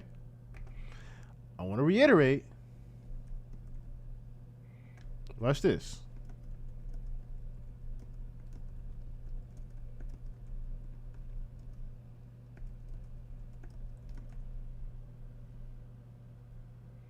Okay? Hey, yo, check this out. This is DJ Khaled. To show, I did not edit anything as far as the caption of this video. Okay? Read what the title says in this video. What does that say? I'll make it bigger. Diddy and DJ Khaled on having children meeting each other the first time. Now, I didn't title it that way. I don't know if they trying to say that I'm just talking about them having children and then meeting each other for the first time. Or they talking about just having children in general when they met each other the first time and they can't talk about it. I'm just saying. Change your perception. They boyfriends. I definitely agree with that. I definitely agree with that. You know who else agree with that? Combs. Puff Daddy. Yeah. P. Diddy, whatever you call himself these days. Yeah, go ahead. I had sex with Cassie and Sean. Basically, he would masturbate, tell me what to do with Cassie. I was like a sex slave, okay? For them, that's what I was. That's all right? Diddy, whatever you call himself these days. Yeah, go ahead. I had sex with Cassie and Sean. Basically, he would masturbate, tell me what to do with Cassie. I was like a sex slave, okay? For them, that's what I was. That's all right? I caught herpes, and I came back and I sued him for the herpes and won. But Diddy and Ross, which they good buddies, okay? They're gay. Who? Both. Diddy and Ross and Khaled. They're all gay. Okay? DJ Khaled, Rick Ross, and P. Diddy? Yeah. They all gay? Yeah. Gotcha. All right. I seen the liquid cocaine, I've drank it myself. Having sex with Diddy and Cassie. Okay? It's not good. He drinks it all the time. Alright? He calls it Gigi, but it's liquid cocaine. Alright. I've settled $4.125 million with Diddy. I've settled $4.125 million with Diddy. Okay, was he scared that I was going to expose him? I don't want to talk about Diddy right now. I want to talk about you. Help me understand you. I mean, who? Now, see, he was trying to give you the sauce. He was trying to give you the sauce. Like, look, you need to arrest Diddy. Diddy is doing things he shouldn't be doing. Listen, Diddy, Khaled, and Ross are gay. You need to hear what I'm telling you. You need to hear this information. You need to know this. You need to know that they are selling drugs, allegedly. You need to know that they are trafficking drugs with a plane. You need to know that I was raped. Allegedly. You need to know all of these things, officer. I don't want to hear that. Tell me why the hell you shooting up Trump officers? Sir, I'm trying to tell you this all lines up together. I don't want to hear about Diddy. Tell me about why you shooting at us and Trump. Why you shooting us in the damn Trump office? Why? He's trying to get his sauce. But no, he want to talk about, of course, the Trump National Hotel shooting. He didn't care that night for Diddy. He didn't care that night. I wish we could break down the Kim K Santa. We are gonna break down the Santa baby tonight. We're gonna break that down, but not tonight. We're gonna break that down tomorrow afternoon when I get home from work. There's a couple people that are requesting that, and there's a couple people that I'll just say that. A couple people that's requesting it for tomorrow. But tomorrow we will be reviewing it and going over it. We will be breaking that one down in full on Twitch, though. So, Icon Vonnie, do you have me on Twitch? If you have me on Twitch TV, tune in tomorrow about 4, 5 o'clock. I will be live again. So I will be accompanying y'all, some of y'all, during y'all Christmas dinners. Y'all could definitely listen in and tune in to that. And it will also be on the Patreon. Yes, it was a lot of things in there. Crawling through a damn crack house. No. Yeah, it definitely looked like she was crawling through a crack house. And it was a lot of weird things going on. In that video, but we're going to be breaking down every last bit of that video. It's pretty much another yummy. As I said before, that video is pretty much another yummy, but it already has 1 million views. It literally already has 1 million views as of today. So the indoctrination is happening, literally. The indoctrination is happening. We'll be doing that one on Twitch only tomorrow because that video is very protected. I could already see. That video is very protected, and I'm not trying to fall for that one and play the video here on YouTube. So we'll be watching that tomorrow. And like I said, I'll be having the full video breakdown on Patreon within a couple of hours after I do it. So, Diddy's not just at all white parties doing this. Apparently, he likes to do it at black parties too. In yet another lawsuit against embattled rapper Sean Combs, a woman claims that she was lured into traveling to an exclusive Diddy party through a radio contest, only to be assaulted and wake up in the hospital. We're going to break down this bombshell new lawsuit for you in the continuing Sean Combs legal saga. I'm starting to be like Dame Dash now. Why every time everybody just wake up in the goddamn hospital like, what the fuck you got in these bottles? What type of GHB you got in this shit? I only be using some still shots too, but at the same time, I would like to play the full video. I would like to play the full video because the music also plays a huge role in things. It's a reason why the music is played in the background. But anyway, Mr. Diddy, why in the world are you drugging people through this liquor? Like I said, I'm getting like Dame Dash now. You had to put something in this goddamn Ciroc. And it's crazy how my manager, now I really get the joke that my manager was really trying to say. Now I get the joke of what my manager was trying to say. Because, man, that's crazy. Man, that's crazy. I used to like Cheetah Print. Until Diddy. B, what's going on? Going to watch the Kim K video and I'll be back. Yes, definitely. Tune in tomorrow. Definitely tune in for that tomorrow. Once again, Merry Christmas to everybody just coming up in here. Mr. Diddy, there's a joke about your Ciroc that said there was too much sugar in it. It's a very sugary drink. Now I get why they said that and made that joke. That there was a lot of sugar in Ciroc. It was a sweet ass drink. But now I see why. Now I see why they were trying to say there's a lot of goddamn sugar in the tank of Ciroc. Welcome to Sidebar, presented by Law and Crime. I'm Jesse Weber.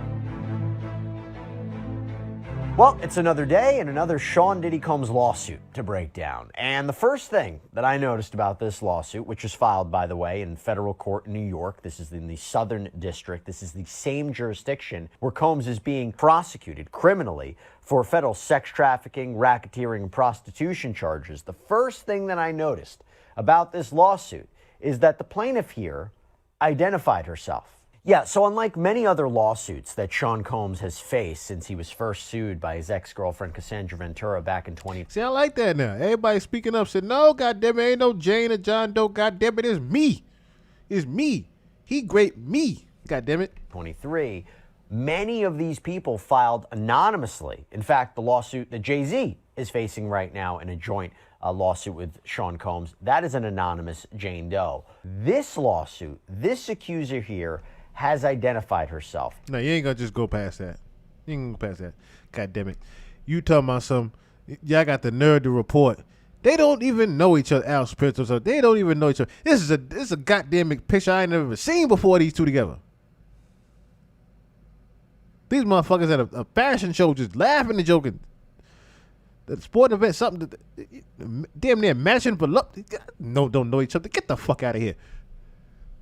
Man.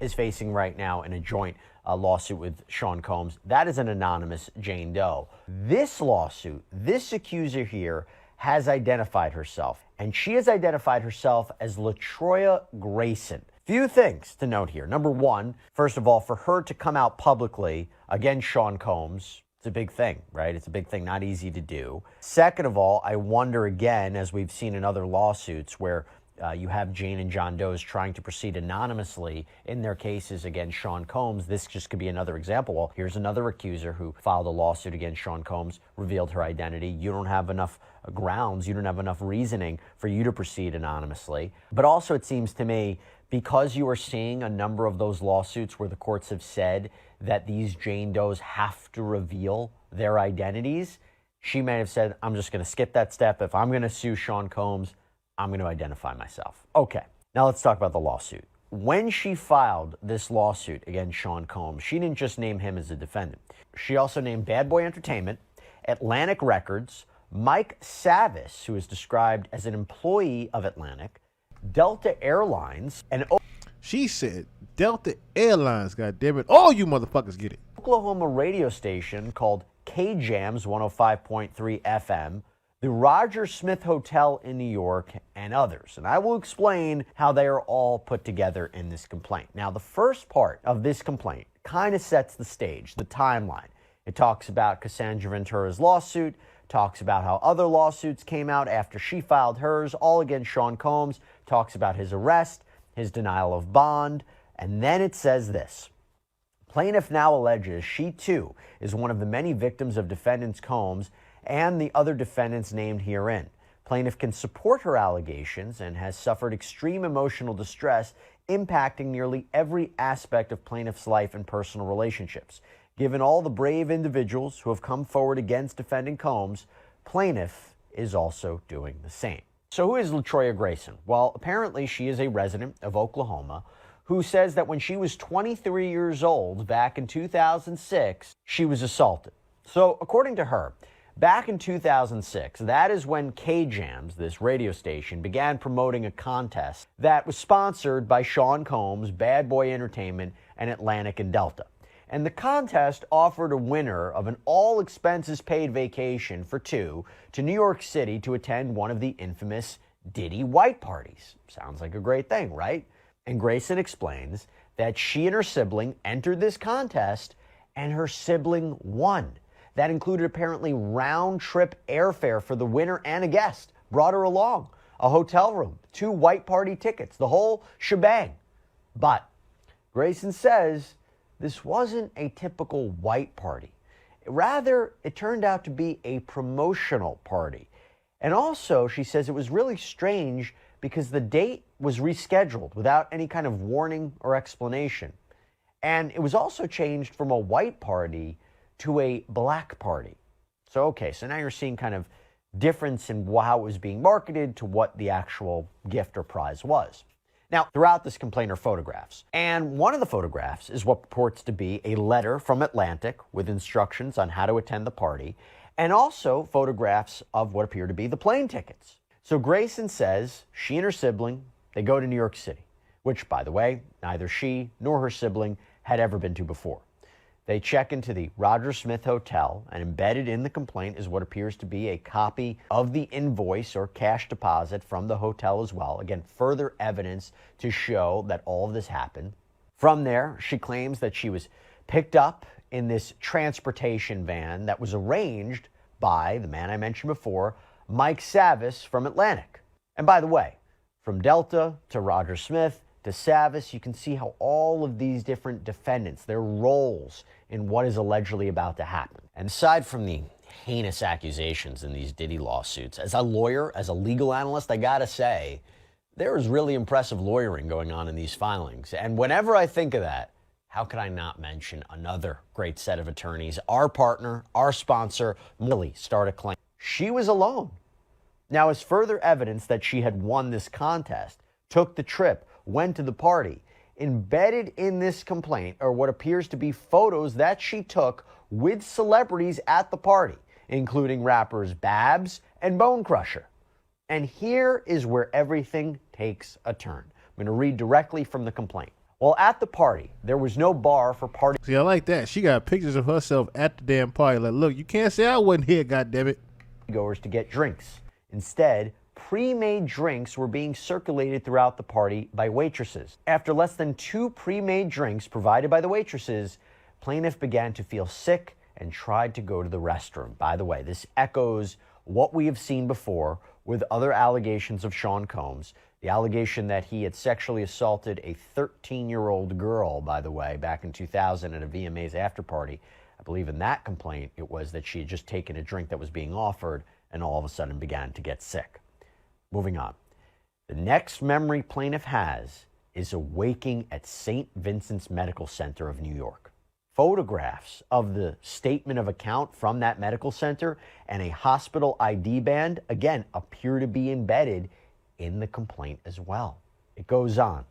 Plaintiff has no memory or no recollection on how she ended up at the hospital.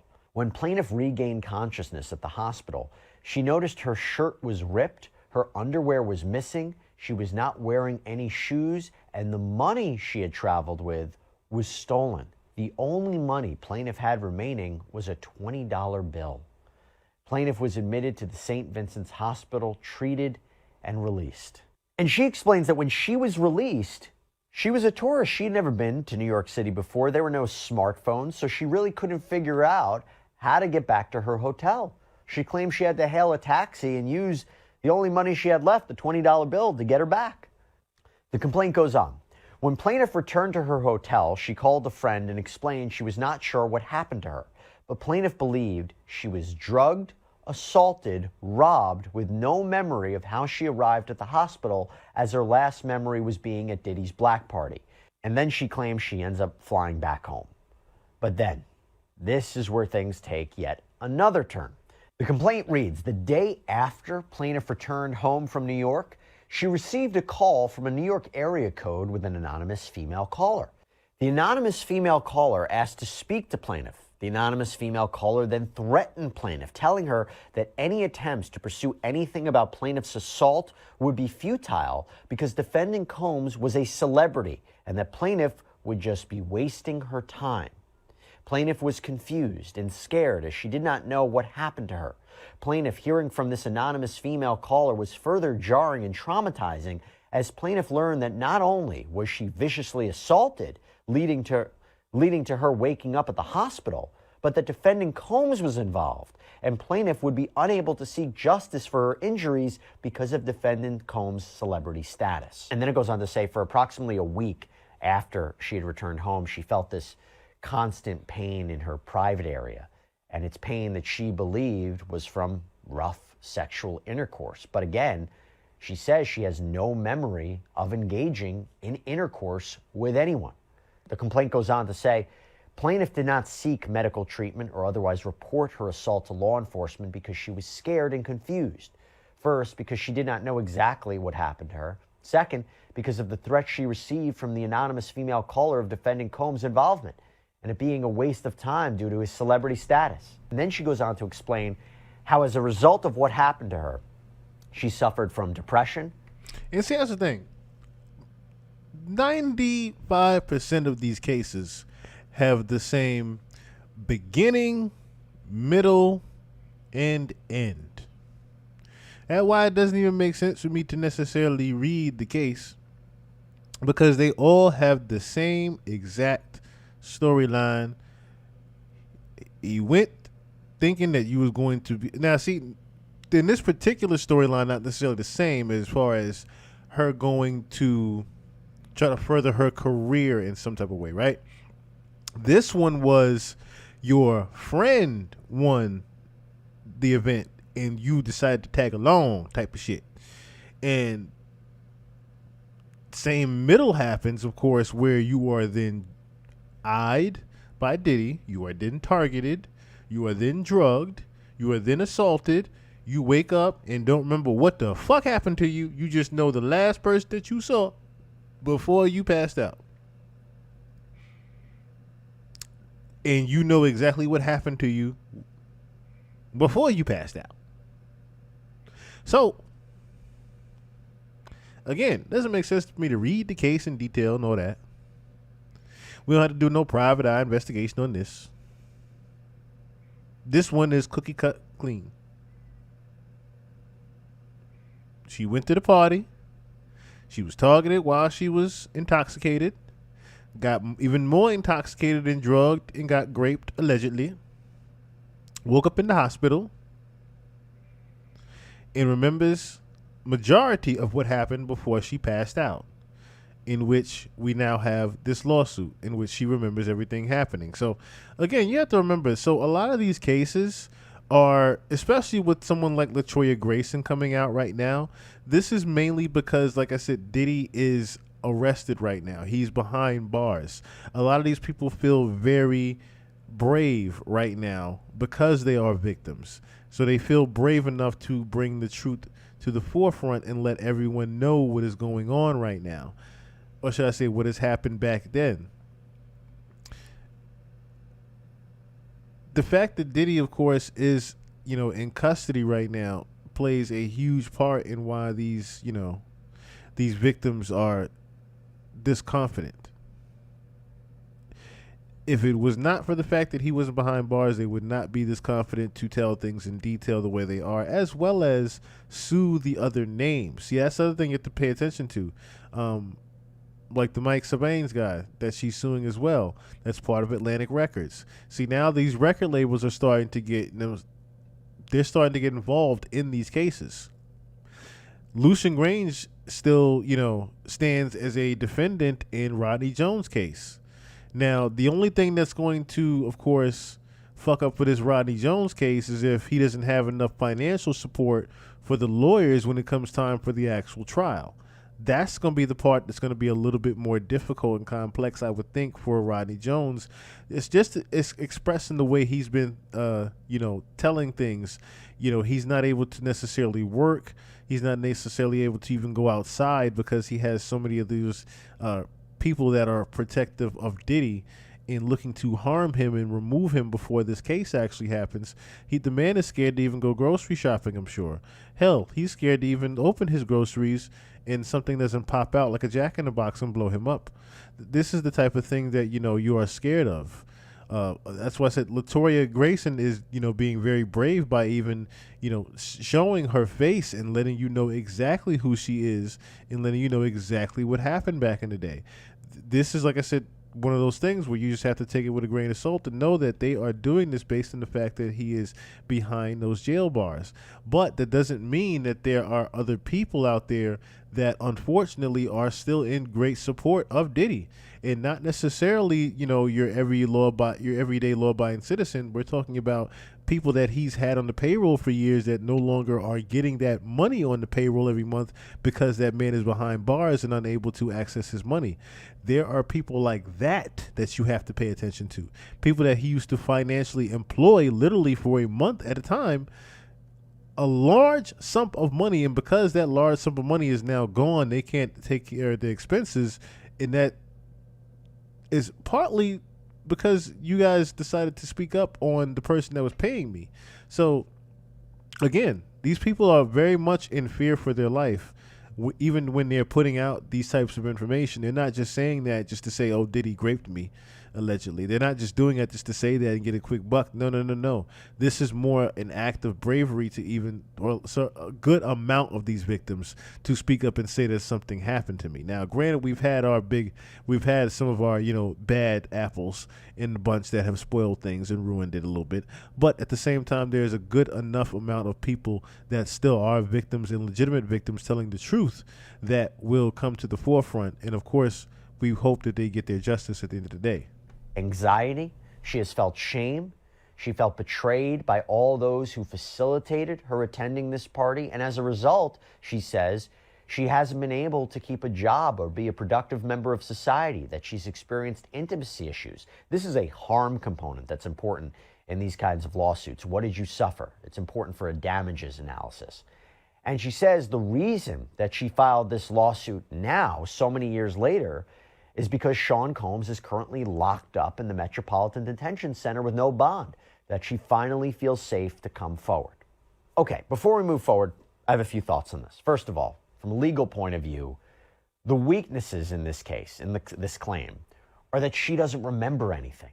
That includes not only the alleged assault or what exactly happened to her, but even her meeting or having any interaction with Sean Combs. And that's the part that fucks up everything. This is where, like I said, I didn't feel a need to read the case because it has the same beginning, middle, and ending. That is the biggest part that fucks up this entire case. You ain't even mentioned the part where you met this nigga. You just knew that he was at the goddamn party and you knew that someone sexually assaulted your ass. You ain't have no goddamn description of what he did like the other victims or none of that. You just knew you woke up in the goddamn hospital from a Diddy party. She is basing this off what someone else allegedly told her. Her hospital visit, the pain she felt, yes, that's important. But can you tie it back to Sean Combs? There is clearly, evidence based on her account, her hospital visit, the pain she felt. You could say that is evidence of sexual assault for sure. But again, can she prove that it was directly tied back to Combs, that he did this? And look, of course, episodes like this are very common in assault cases where the victim or alleged victims, they don't remember anything, particularly if they'd been drugged. But in a court of law, that could be an issue. Now, on the other hand, if she is being portrayed as someone who is just making this up to go after Sean Combs, that this is another payday, couldn't she have made up details that were more helpful to her case, that were more beneficial? Norma Dominguez, Merry Christmas to you. Merry Christmas. Merry Christmas Eve. Well, I can't even say Merry Christmas Eve anymore. It's Merry Christmas. How you doing? Best wishes to you as well. Best wishes to you and your family as well.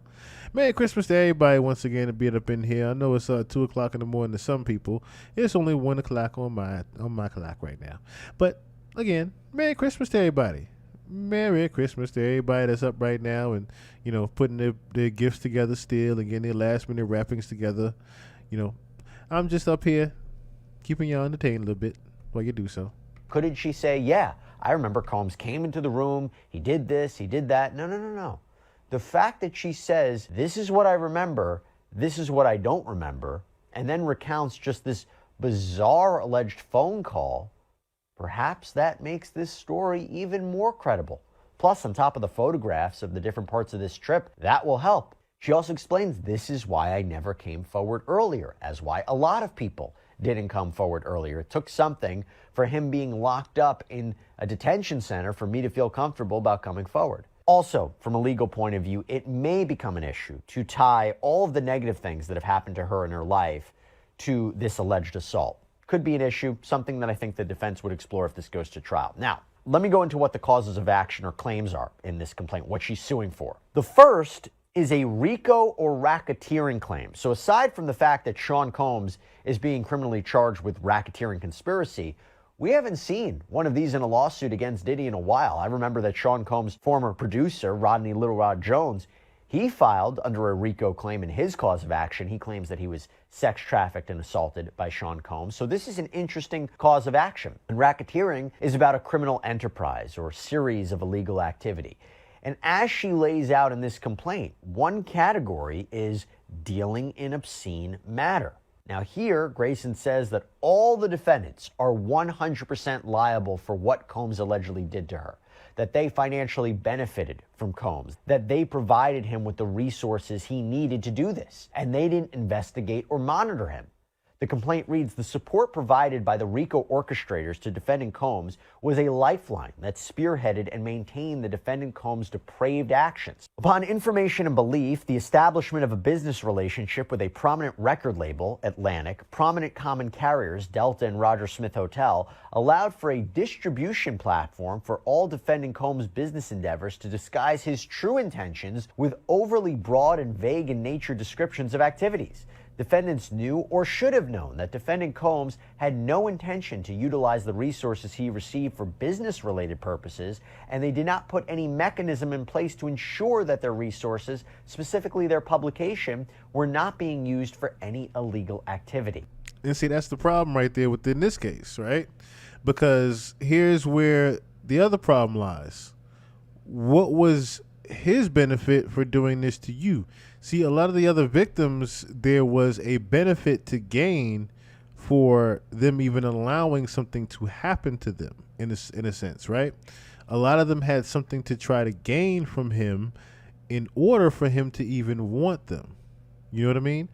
A lot of the actual true ones are situations where he actually wanted these people, not necessarily even for just the purpose of the sex work, but he wanted to, they came to him and look in hopes of furthering their career in some sort of way and building their hopes and taking them other places and, making their hopes and dreams come true.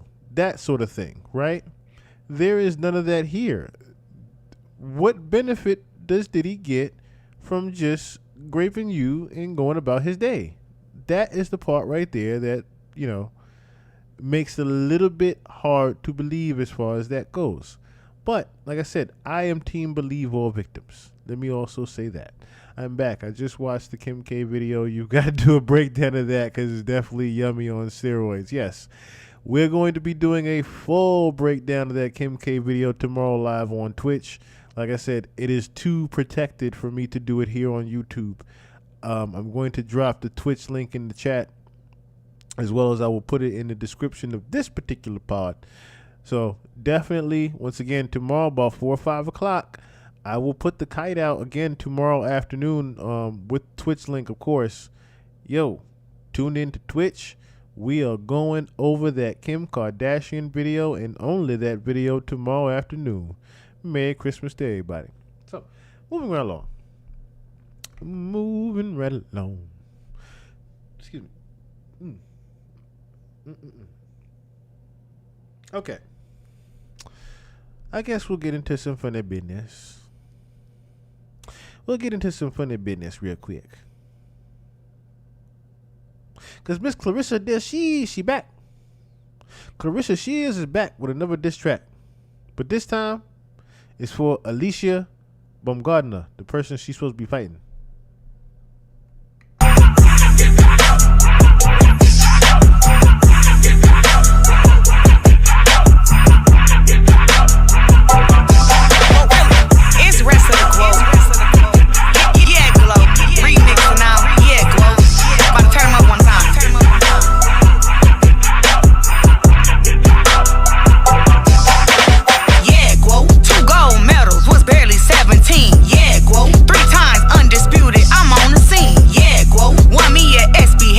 Now, before I continue playing this, because I don't really listen to Glorilla.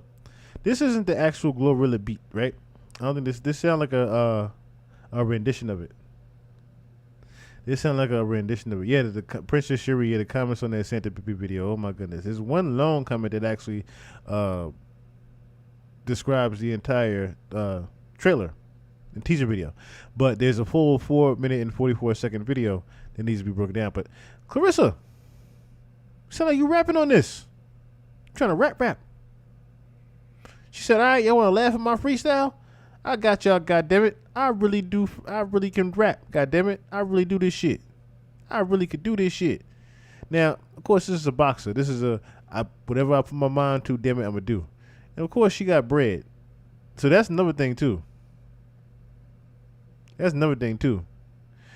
Like, Papoose upgraded. Papoose ain't riding around no goddamn Phantom like this with the suicide doors. This Clarissa. This Clarissa.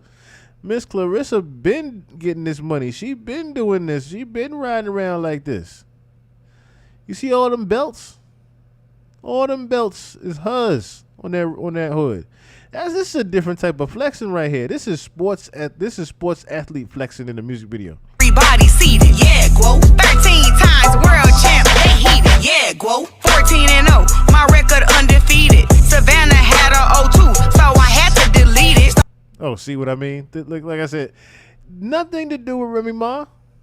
Nothing to do with Remy Ma. But the fact that she out here rapping, making diss videos for her content. She is smart. This is a smart businesswoman. She said, all right, y'all laughed at my Remy Ma video, but it got a whole lot of views. So guess what? I'm going to do a diss track at a boxer this time. Now I'm about to make this shit a brand for me. Yo, super smart businesswoman. I guarantee Papoose called this play. Say, hey, make a diss track about your the next boxer you about to do. I'll even write the record. I guarantee you this was the money play right here. And this is very smart for promotion. Because how many people even knew that she was going to have a fight? See, that's the thing. A lot of people don't even know Clarissa Shields, unfortunately, for her fighting. They know her for the foolishness that is going on with McMartin and Papoose bullshit. So Papoose, being the smart man that he is, I'm sure, as well as she being the smart businesswoman that she is sitting inside that Phantom, said, hey, let's make this a brand out of this shit. Let's make some music and let's make some money. Let's make diss records out of everybody that I'm about to fight next. And that way, we can not only promote the fact that I am a motherfucking female boxer, but I knock bitches out. Started breaking records soon as I put them gloves on. You see how they really feel about you when the love's gone. You thought I was falling off. Yeah, you was wrong. It'll be a light year from now before my buzz gone. Losing people closest to me taught me how to move. Okay, yeah. Definitely Papoose wrote this. It'll be a light year before my buzz gone. Listen, from the bars that I heard you and your homegirl ad-lipping and you sitting outside that caddy, god damn it, you can't tell me Papoose ain't wrote this. Silence, never know exactly what I'm about to do. Yeah, you ain't gotta chase it when the clout is you. You know you doing something right when all they talk about is you. Mention my name the only time that they count the view. Let's negotiate the purse, I'm sure any amount of do. Okay, yeah, you rapping. You rapping here, Spiritual Gangster, what's going on? Well, that's the thing. She's not no rapper. She not no she ain't no Glorilla. She ain't no Winnie. She ain't no Rhapsody. But for a female boxer, she doing okay. For a female boxer, she's doing okay. You know what I mean? At least she's on beat. I'll give her that. At least she on beat. And this ain't, you know, it's a fast beat. So like I said, I'll give her that. Cadence and all that. Her and Papoose cooked up some shit. Here. She sounded a mess, but good for her. Hopefully she didn't sign her life away somewhere. But yes, definitely. That's what I'm saying. Miss Clarissa Shields has been around. She been around the boxing world, okay? She been around. Like I said, I just wish, unfortunately, people didn't know her for the foolishness. They only know her for the Remy Martin thing. But been doing her thing in this boxing world. Been doing the thing in the boxing world. And if she's 14-0, this is, like I said, great promotion. This is a great promotional tactic for your next fight. Because now, I don't know who Alicia Gambada is, but I can't wait to see you fight her. Whoever Alicia is, I can't wait to see you fight her. Is there a fight coming up soon? Is it coming up soon? Clarissa Shields. No. Yeah, when is her next fight? Clarissa Shields, Fire Inside, put more pressure on upcoming fight.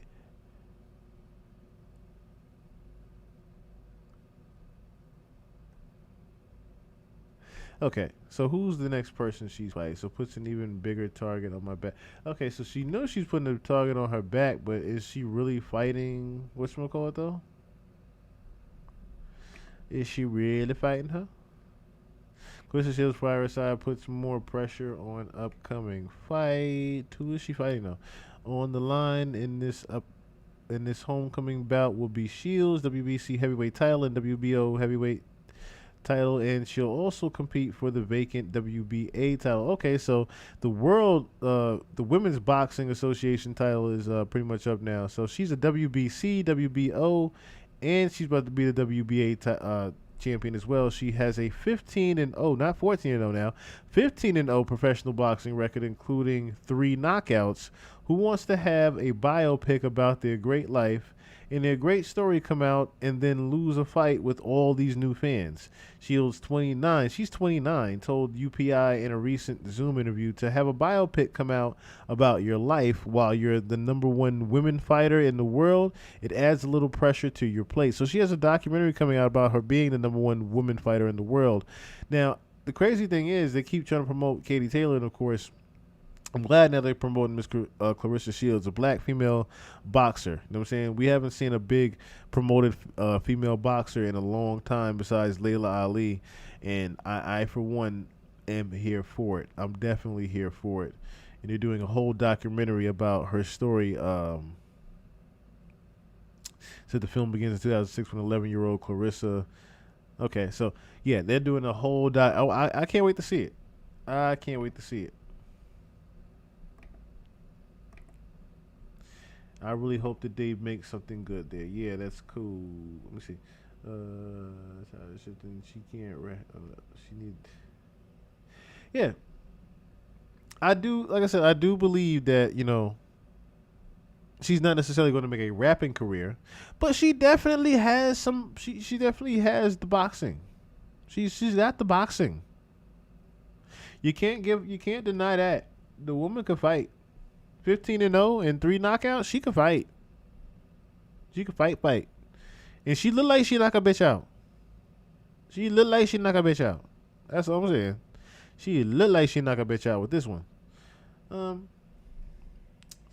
Speaking of, okay, because this is funny. This is just goddamn funny. With a fun one, I think you guys are going to enjoy it. So we discuss all aspects of NBA life here on Gil's Arena. And one aspect of that lifestyle is going to the gentleman's club. That's the case for NFL players as well. And former NFL MVP Cam Newton had an interesting take on this topic in a recent appearance on the Freaky Friday podcast. Here's what Cam said. I never went to a strip club for women. I always went to strip clubs for guys. What? Bro, what are you talking about, man? You went to a strip club? No, Diddy. I'm a competitor. I wasn't going to spend no money if I didn't see nobody else spending money. As soon as I seen somebody thinking that they got money, okay, you spending 5, I'm going to spend 6. If you going to spend 10, I'm going to spend 15.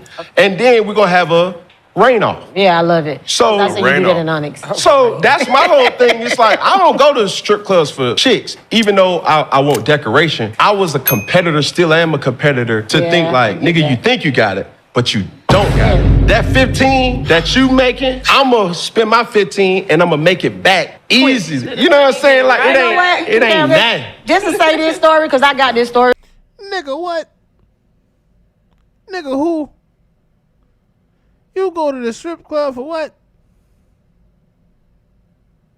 My brother. My brother. You go to the strip club. Now, the fucked up thing about this is called the freaky, whatever the freaky Friday part of the podcast. My nigga. Yes, I agree with you, Princess Street. You could have kept that one to yourself. What you mean you go to the strip club for men? What do you mean? Original mean? What's going on, man? Christmas to you. What you go to the club, the strip club for the men. I don't go there for the women. It is called a gentleman's club. You are there to watch ass and titties. That is it. And throw the dollars that are in your affordable wallet. What do you mean you go there for the niggas? For what? To throw more money than them? Nigga, what? Cam, you lucky you can fight.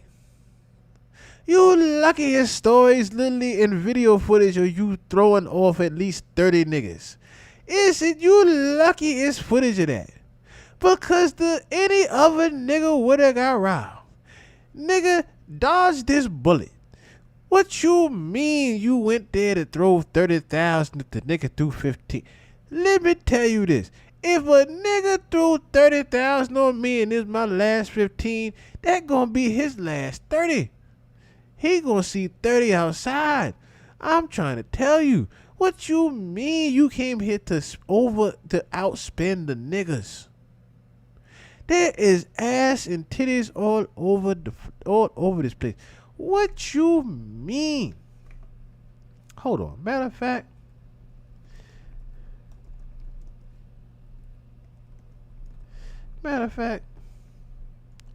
where's that at?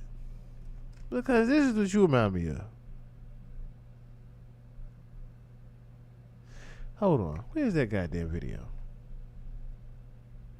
I'm about to send that damn video to myself. Yeah, this is what you remind me of. This is what you remind me of right goddamn here. You talking about some I go to outspend the niggas. This is the type of nigga you helping out right here. He counted the earnings. Hold on, that looks something. This the nigga you helping out here. My nigga went to the strip club or a nightclub and saw all that money being thrown. My man came there with $1 and left with $600 in cash. Left with $600 in cash. My brother, I would do the same thing. I would say, you know what? You niggas throw all the money you want.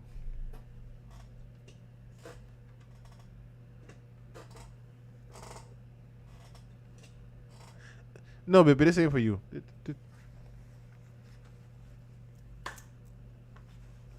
I'm trying to tell you. It wouldn't have been no goddamn. But what you mean you go to the strip club for the niggas? Cam, you have been wearing some questionable things. Let me also say that. You have been wearing some very questionable things. Regardless if you do play straight, nothing you said about having a rain off with men sounded straight. I'm just being honest with you. You could no Diddy that one, or you won't. That one going off the roof.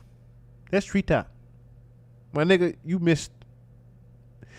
Ain't no Diddy when you talking about having a rain off with men at a strip club.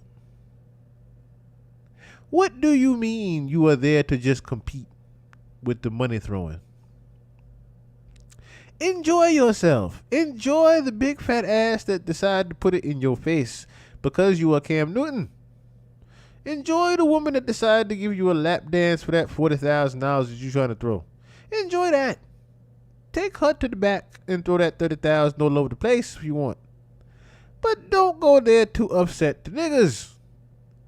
What is wrong with you? This is terrible strip club etiquette. This is absolutely terrible strip club etiquette.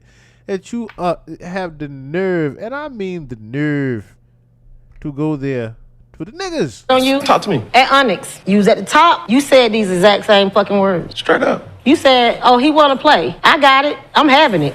I'm going to make this back tomorrow. Have the same approach at Bible study. If you're going to read 5 verses out the Bible, I'm going to read 6.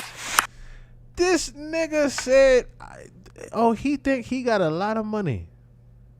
I'm going to make this back tomorrow. So what? So what?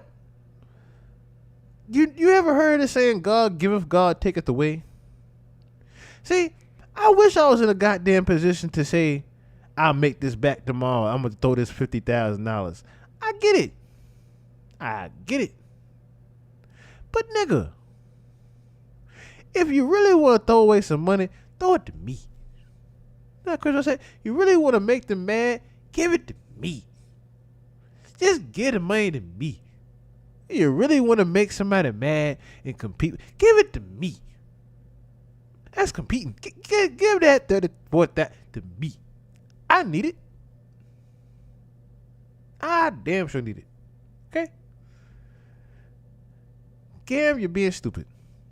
That was just some stupid ass shit. Now, granted, if you were just podding or just saying some shit for the fans, but damn it, she just confirmed it. Like, no, this nigga is really like this. He is really like this. He really does waste money, and I literally mean waste money in the club. I can't believe niggas is getting paid that much to where they can literally just throw the shit away. Right. It's giving you want to impress the niggas. Why you want to impress the niggas? These niggas don't care about you. They damn sure don't care for you getting it more than them. They damn sure don't care for you making more money than them. What are you doing in a club where... See, here's the thing. If you was really a competitor, as far as the spending the money, you would take your ass to the multi-million-dollar, the billionaire strip club. Go to where them billionaires is at. Go to where them billionaires is at, and you throw up your little 30, 40,000. Waiter, bring me back $200,000 worth of liquor. I'm telling you, you playing with the wrong type of people. You go throw that money up in the billionaire club and see what happens. Throw that little 30,000, 40,000 in a billionaire club, see what happens, goddammit. You gonna see it rain $100,000 just cause you there. This is gonna come out the ceiling. That's more where that came from. I'm trying to, bruh. Why? You don't need to spend that type of money at the strip club. The most I've heard someone spend at a strip club, I think, would have been the Rick Ross situation, where supposedly he threw a whole $1 million at what was it, Diamonds, at Club Diamonds, in Atlanta, and I'm like, okay, why? See, that's the thing. I would have been that brother that left home with that $600 that night. I would have been the nigga that, listen, $1 million got thrown up tonight. Listen. You can't tell me you ain't make the janitor rich for a year. You can't tell me that janitor ain't have a field day with that bitch. Ain't no tell me you ain't allowed to pick up shit. Fuck you. I got to clean this entire floor. And the bathroom in the back. I'm taking my bonus off this floor. Fuck you. I'm paying my rent with this goddamn floor for the year. $1 million. And I got to clean all this shit up. The club ain't getting shit. Whatever you didn't catch, whatever they didn't give you at the door, fuck you. I'm taking this and putting it in my pocket. New eyes, Merry Christmas. Merry Christmas to you. Merry Christmas. I'm putting that shit in my pocket. Fuck you. And this club. I'm the janitor. I'm taking orders. As much as I can get. Much they can fit. God damn it. Much they can fit. I don't give a fuck. You tell me I'm fired. Bought me a life. With the money I got told this goddamn floor. And it bought me a new life. The hell you talking about? But okay. All right. Shout out to Cam Newton, man. Shout out to weird ass Cam Newton. I tell you. The weird ass Cam Newton. With the goddamn, and I'll tell you though, the boy, man can dress. Man can dress with them goddamn 3-piece suits in that hat. I tell you that much. That boy dressed to the T.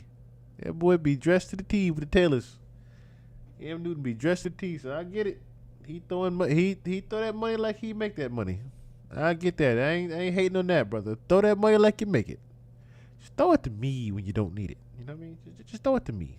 Just throw it to me. I don't need nothing but a little 15, 30. I don't need but 15, 30. You gonna make it back tomorrow? Good. You don't need it. Give it to me.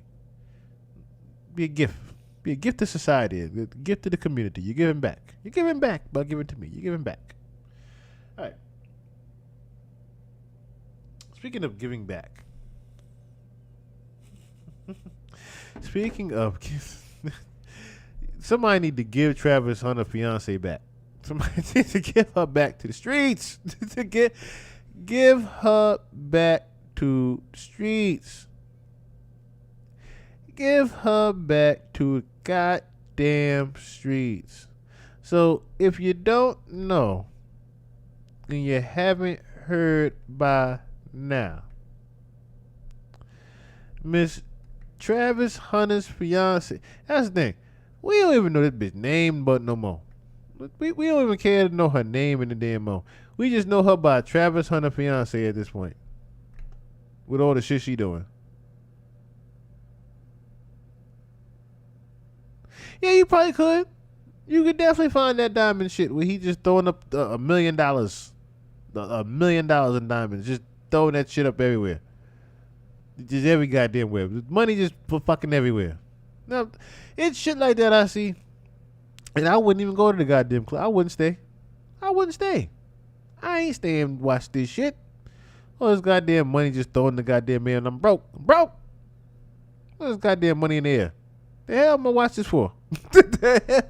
I don't want to be in there with that.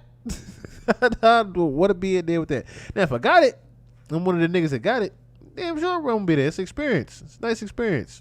But I don't want to be the nigga that threw $700 that night and saw $1 million thrown in the air. I don't want to be that nigga and gotta go home to an apartment that I still gotta pay rent to. I don't want to be that nigga. That's all I'm saying. I just don't want to be that nigga that threw up $700 for a ass cheek, for a left ass cheek. Everybody else threw up $1 million and got the whole club shaking on him. No, siree. No, siree. But Travis Hunter's, I can't even say wife yet, but Travis Hunter's fiance continues to cause a relationship scandal amid career milestone. Now, that career milestone, of course, would be him winning the Heisman just last week. It was just, the highest that you could receive. The highest you could receive from a college football star. Okay? And this boy everywhere now. But this is the Colorado football star, Travis Hunter. His fiance, Leanna Lene, they linked online. The clips show Lene with another man and have caused a... Now, see, I didn't know that. Oh, okay. Oh, so it's the same one I do have. Okay, I thought it was a different one. Okay, so pretty much the old videos of Travis Hunter's fiancee, Leanna Lene, have leaked online. The clips show Lene with another man and have caused a public scandal. Fans are urging Hunter to reconsider their relationship. Hunter has deactivated Instagram account, and with the controversy, the incident is affiliated, I guess that's what they say? Three more, is affecting Hunter as he prepares for his potential NFL career. Yes, it definitely is. You're trying to have, the time of your life. You're young with money. You just won the Heisman Trophy. You're about to play for the NFL, multi-million-dollar contract, and the last thing you need fucking with your brain is your wife is a hoe, or your potential wife is a hoe. It's the last thing you need fucking with your brain at the moment. I agree with that. I completely agree with that part. And the thing is too much evidence coming out. I can see, the old music video being something. And you could be like, oh, baby, don't worry about that. That was nothing. I got paid for that. This, that, and the third. It wasn't nothing. It's the fact that this was your whole nigga in the video. This was a video that you made 5 years, just 5 years ago. We ain't talking about no 10, 15, 20 years ago. 5 years ago, you was with a whole nigga in a music video.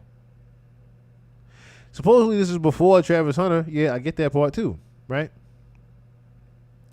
But is what comes with it. Is the things that come with it. There's things that come with it. Keep letting him play all of them. Move this on over here. I don't know why that's up there. I didn't know I had two of them like that. Anyway. Okay.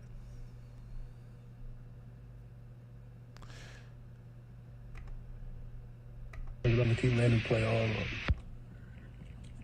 Them same tats too. A eater.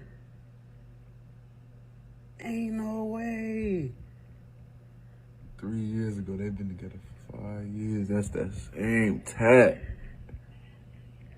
And my boy in that bitch putting her to work. Ain't no way. That's what I said. Ain't no goddamn way I'm gonna let a nigga just violate me on social media like this and just be putting out old videos of my chick. Now, the relationship was from 5 years ago, but the videos are from just 3 years ago. Just from 3 years ago, goddamn go. So now you asking yourself, okay, well, did her hold him stop? Maybe.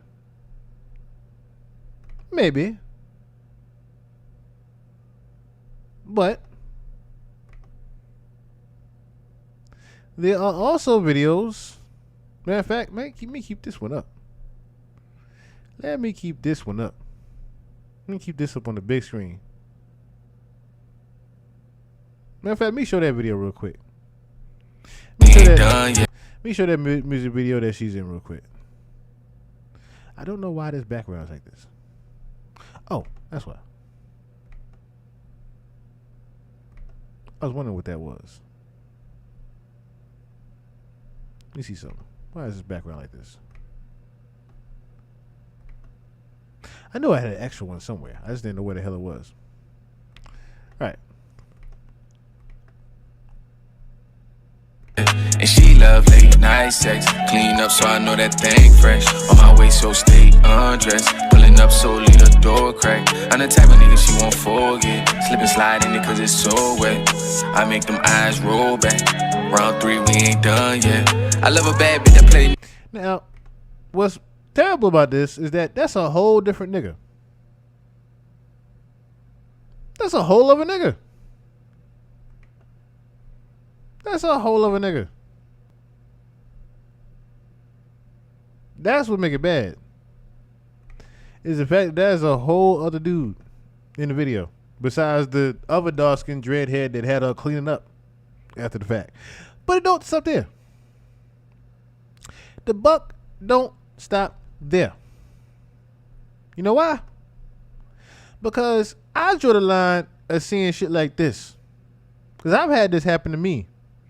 And I didn't see the signs. But goddamn it, this is a sign. Coach Prime will certainly have an incredible last memory of taking the field with his sons, Shador and Shiloh, here at Coach Prime. You saw it? I'll run it back for you. You saw it? What is that? I just had the game of my life. Why are you avoiding kissing me? Coach it all talking about something. She was mad that he was smiling at cheerleaders. My ass. Women, ladies, y'all know what that is. I'm trying to play that shit, get his smooches on, and she ain't trying to even give him a peck or nothing. Just get away. And I'm sitting here saying to myself, like I said, I let the video slide. I let you eating the nigga up and cleaning up for him and making his food. I let that slide. I don't excuse the one. I don't excuse this shit while you with him. Coach. That is where I draw the line with you, Miss Lene. Now, apparently there was another video. Now I can't play that because that's from Sports Center. There's another video of when this nigga won the Heisman and she just sat her ass there, looking bored. Bitch, if you don't get your ass up and clap for me, the fuck you doing just sitting there? Everybody in this goddamn room stood up and clapped for me but your ass. Get your ass up. What you... I tell you. It's shit like that that bother me. It's shit like that bother me with Miss Lene. I draw the line there. I draw the line there. Forget her doing all the other shit with the guys in the past and having her past relationships and exes and whatnot. Forget that part. I draw the line at I just won this game and you avoiding kissing me in public. I draw the line there at that shit. I draw the line at you not standing up and clapping for me when I win my Heisman. You know how hard I worked to even get up here on this stage for this Heisman? And my fiance ain't get up clapping for me, happy for me? She bored and want to go home? It's stuff like that. Now, I play this for the ladies that might want to defend her. But this might make her look worse. Okay, I'm going to be addressing all this stuff online because I'm tired emotionally and mentally of seeing people try to make me out to be a person that I am not. But what's a testimony without a test of faith? So I'm going to start from the very beginning with this my type thing. I got permission from Travis to say these things because these are previously things I didn't want online. But but I'm going to tell y'all the full story just so y'all know. So Travis, when he first ever DM'd me, when we first met, I said I left him in my DM for 2 months, and people said, oh, she left him in his DM until she figured out who he was. That is not true at all. The real reason Travis sat in my DM for 2 months is because he DM'd me when he had a girlfriend, and her name was in his bio, so I instantly knew he had a partner. So I exited the message, and he sat there until he was single. I don't do home wrecking. I'm not a side piece. I don't stand for any of those things. I support women, so I would never do that to another woman because I would never want it done to me. So I ignored him until he was single. That's the real reason he sat in my DM. Then the second thing, when I said he wasn't my type, I did not mean attractiveness. I don't have a physical type, period. No two men that I previously dated look the same. Red flag, red flag, red flag. She ain't got no type. My first one was a white cowboy. Second one was a Mexican soccer player. Then I dated a black man who's a SoundCloud rapper. And then Travis. So I have never dated the same type physically. I don't care about what people look like or what they can give me. I date people for who they are as a person, how they honor God, and how they treat the people around them. And Travis is all the above. So when I said he wasn't my type, I meant because he was younger than me. I had never dated no one younger than me, and he had cheated on his girlfriend. I don't know if your type is cheaters, but mine isn't. So no, he wasn't my type at first off of those two things, but that didn't discredit the fact that I was attracted to him. That's obviously why I gave him a chance. Red flag number 2. If she got with you and she and then I learned he truly is a phenomenal and wonderful human being, and that's why we're together, and that's why we're still together to this day. So that's that. Okay, the next clip was at the game after they just won like their last game. People thought I was upset with him celebrating with cheerleaders. I don't know where that came from because he never celebrated with cheerleaders. So that I don't know where that started, but that's not what I said. But what y'all didn't see before the clip, me and him were talking. We had already interacted. I had already said congratulations. I had already kissed him over the fence that we couldn't get through. So the real reason why I was mad is because the security, and you can ask any of the family members who was actually there, they didn't want no one to storm the field. So they had 1,000 security people holding everyone back. But the people in the field were like, let the family down. Like, the family can come down. So everyone was going back and forth. I was arguing with the security guard because he wouldn't let no family through, but they let the cheerleaders on the opposing team get through the fences. So I was like, so when I finally got down to the field, that's why I told Travis, like, he had already seen it. I had already congratulated him. We had already spoke, got on the field, and then I was upset because I had just finished arguing with somebody. And then what y'all don't see after 5-second clip is right after that, I let it go. I was like, like, celebrate. We took pictures. We were with our families, and then we went to his meet and greet. Had another wonderful event there. That's all that happened in that. A bullshit. A bullshit. A bullshit. A bullshit. That was literally that. Nothing. It was not deeper than anyone made it out to be. And yeah. Next clip, the Adidas pop-up shop this past weekend. People are saying that I'm like, what am I supposed to do? Just sit here? That's not what I said. First of all, I said, baby, do you want me to sit here, or do you want me to go with the family, or do you want me to come with you? Because what y'all don't know, again, off of a 7-second clip, is those weren't fans, by the way. He had already finished that part. He had finished meeting with the fans. I was there the entire time, taking pictures, talking to them, everything. The girls that were there, they were the Adidas, they worked for Adidas. So we were taking pictures for social posts. That's who those people were. I wasn't annoyed with no fans at all. I'm never annoyed with fans. So that's what that was. And then Travis was getting ready to leave. He had to be at a rehearsal for the Heisman ceremony. They had to do walkthroughs and stuff like that. So I was asking him, I was like, do you want me just to sit here? Do you want me to go back to the hotel? Like, do you want me to wait for our family? Because his family was in there shopping. Because Adidas let them go pick out stuff in the store. It was like a 4-story Adidas. So they're all doing that. I was like, what do you want me to do? Like, do I stay here? Do I come with you? Like what? And he was like, you can do what you want. Like you could sit there, you can go shop, you can come to the hotel, you can walk around. That's what he was saying to me. I don't know.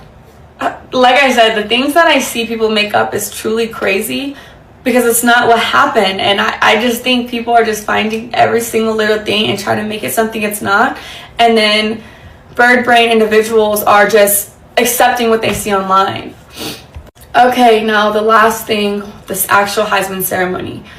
This is making me so mad because anyone who knows me knows I support Travis in every win, everything he does, because I truly, truly love that man. He is perfect in my eyes. So, when his name was called, I instantly was gonna, if you watch the video, you can see me like, but his mom didn't get up. So I was like, oh, maybe I don't get up, maybe I just sit here with her. So I sat there, and then y'all said Coach Prime had to tell me to get up. No, he didn't. He said, go get him. Go get your man. Like, and once Travis stood up, but he didn't have to do that because I was going to do that anyways. As soon as I seen Travis get up, then I thought it was appropriate to stand up, greet him, congratulate him. But then there was a camera right in front of Coach Prime, and I knew they were going to film that moment. And because of how people are online, I was like, I don't want to be in that shot, so I'm going to sit down. So I try to sit down so I'm not in the camera while I'm crying. People are going to be like, oh, why is she crying? Like, you know, stuff like that. And so I got out of the camera purposefully so they can have their moment. That's all it was. No one. A bullshit? A bullshit? A bullshit. Bullshit. Told me to stand up. No one had to tell me to celebrate with him. I was just sitting there crying. I wanted to take it in myself too. I was super excited for him. But I wanted the moment to be about him and his family. And that's another thing. People are like, why did he sit next to her? Why was his mom? We had assigned seats. I feel like the black cat entered the room and just said the same thing the little kid said. A bullshit. We had assigned seats. I didn't have a choice where I sat. They are obviously going to put someone and their partner together. So I had the seat right next to him because that was my assigned seats. I didn't have a choice. And then the hugging thing. Travis came and hugged me because he just went down the line. I was first in line, then his mom, then Coach Prime. He came straight to me first. I didn't tell him to do that. I didn't have to tell him to do anything. He's a grown man. He can do what he wants. But yeah, everyone is making this crazy narratives in their head. So I just wanted to clear it up. And that is the truth. That's what happens in all those videos. And I will not be addressing this again. I didn't want to address it. Now, the crazy thing is, right, there's another video. We don't have to play it, of course. But there's another video that where this really, you know, made things even worse. Where she was saying that Travis used to take her to parties, park outside, and wait for her at the party. Huh? When I heard that, I was like, he used to what? And the crazy thing is, I have a friend that told me that there was a dude that she knew that did the same thing for her best friend. And now, of course, there were things going on in that party that, of course, the guy outside didn't need to know about. But my whole thing is, why are you taking her to a party and then sitting outside? Yeah, I know you don't smoke or drink and nothing like that. You don't want to be on the crowd. No, but my nigga, if that's the case, let her take her goddamn self to the party. You don't need to be there at all. Let her video chat you from in the party, whatever. Video call you, text you, whatever the fuck. But nigga, you just sitting outside waiting. Huh? I did not understand that part. There's all type of things going on inside that damn party. And you just outside in the car? Huh? Hey, at y'all young age, like I said, even back in the day in the 2000s, I could see it happen. But not in no 2024. I can't see it. I just cannot. And then, like I said, from the videos that we have just seen, I'm just saying. Run for the hills, Travis. Run for the run like it's a nigga trying to tackle you. Run like you running for the touchdown with 4 niggas trying to tackle you. Run for the goddamn hills. We are all trying to warn you for this one.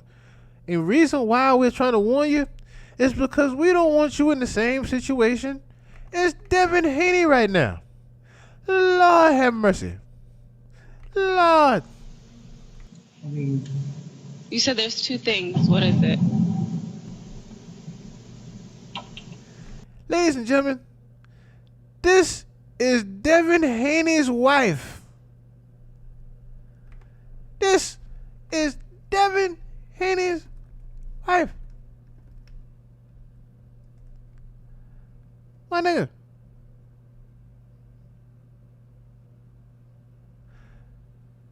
Bruh. And this is a 2022 jail call. This is from 2 years ago.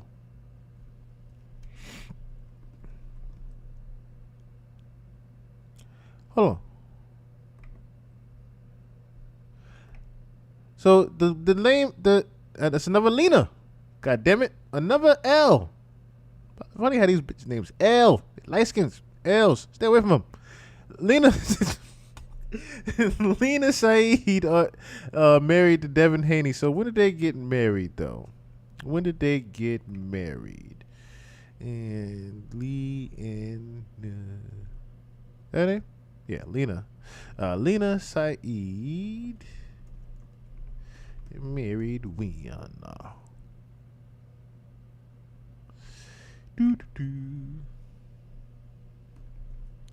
When did they marry? It doesn't say how long they've been married. Let's just say I'm not doing enough, digging enough deep on when they were married. But they are still married. Okay, so they got married. Okay, there's yours. So they got married early in 2023. Excuse me. Ooh, sorry. All right, so they got married in early 2023, and the jail call is from 2020. Bruh. You got married in 2023, but in 2022, Miss Lena Saeed was doing this. I don't know. I just had I don't know. Tell me. Don't do that. Tell me. Please. I thought we were just aligned. I thought we were the same. I just can't believe what you. I don't know. We are aligned. We are. I said it came out wrong. I'm sorry. I worded it the wrong way, and I did not mean it that way. I really did. You have to believe me. You're laughing. It's not funny. It's not funny.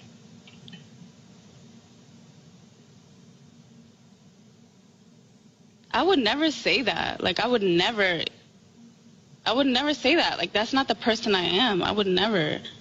Why are you looking at me like that? Stop. You don't even believe me. It's you don't believe me. You're raising your eyebrow. You're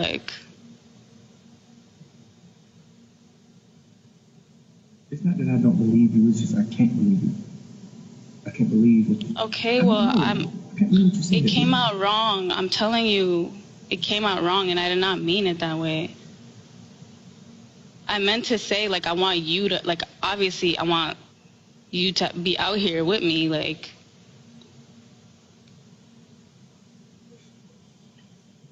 Do you get it? Do you get what I mean? Yeah.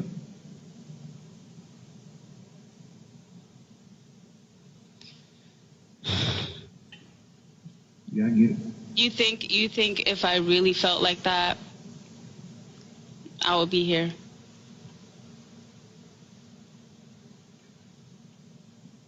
I think you felt like it's that. Hard I think for you just feel bad. So what? You can't. I think you felt like that, but I just think you felt bad by saying it. So that's why you. No, I don't feel like that. You do. No, I don't. This is something that someone else told me, and I feel like I should have never said that to you. I should have never repeated it. I should have never said that. You could have repeated it. It don't matter. I looked at that person. I love that person. Why the fuck would she say that to me? That person. Huh? I mean, I just looked at it. I mean, I'm happy that you told me that, though, because I just looked at that person the same way. Yeah, and I don't even know her like that. I don't even know her. Why are you telling me this? For what? He was gonna pull a King Kong if she hit a bird call. That's funny as hell. I agree with that too. Why do our black men do this every time? I have the same question. But these the same people. These the same men that get women. You know what I mean?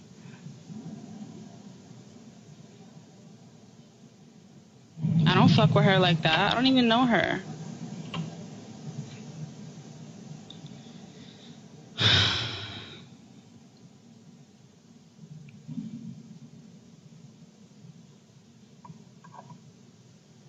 And I don't feel like that. I feel like, I don't know, it was just like I was around my sister and her man or whatever, and that was kind of like making me frustrated. And I'm like, damn, like I wish you were with me. Like, I don't know. Huh? I caught that. You were around your sister and her man, and you caught the jealous bug. And you were wishing that Thug was there with you, so you could say that that was your man. I caught that. I caught it. I was by myself. While she was booed up. Were you? Were you? Yeah. I was by myself on my birthday. She was with her nigga, and I was just... yeah.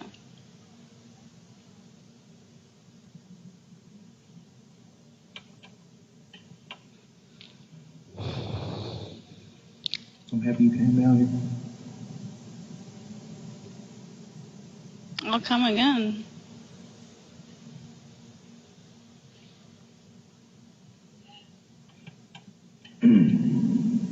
What else? You said there's two things. Yeah. The second thing was that I'm happy that you came. I can't believe you came down here. I was like, I haven't spoken to you in a while, so I was like, you're gonna have to talk to me if I pull up here.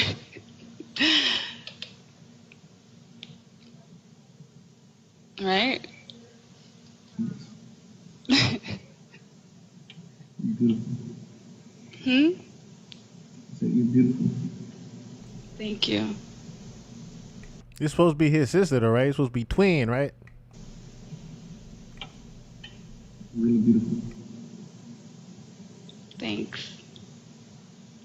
And you have a beautiful soul. And you should, I guess, like, try to, you should try to.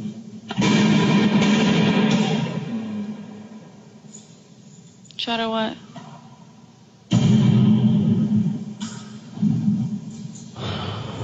Good? Yeah. I'm talking about looking back out. I know I'm going to make up this time. Ain't no pressure. Try to what? No. You said try to what? You said try to something. You should try to, like, find, like, I don't know, like love or something. No. So just be lonely. Because I don't want you to feel something. I don't want to have, like, I don't want to. I don't like anyone.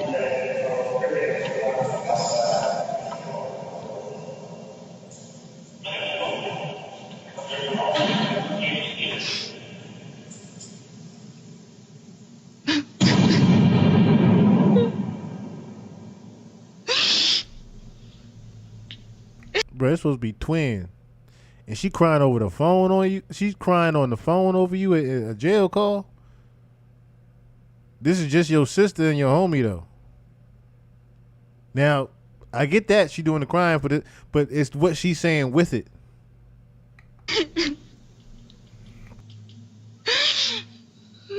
Why would you say that?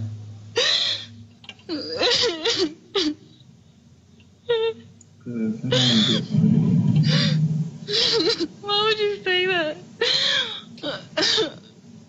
Because I don't want to be a burden to you. Or what you want to I do. don't like anyone. No one's like you. Here's the thing, right? It says, I don't like anyone. No one's like you. Now, here's my question. When the fuck did Devin Haney meet you if this was 2022 and you crying over him talking about some I don't like anybody? He telling you go find love and you talking about something you don't like anybody and you just want him.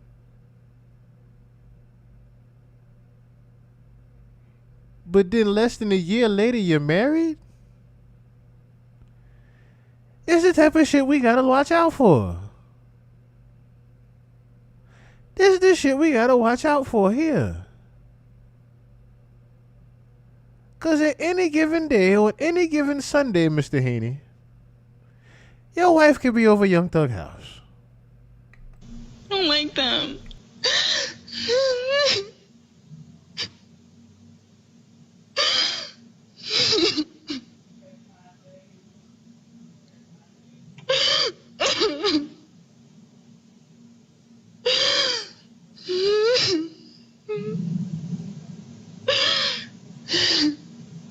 I want you.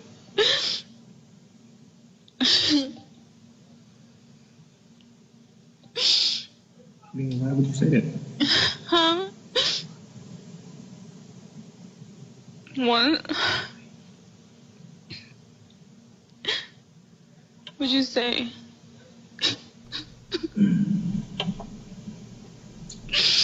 What'd you say?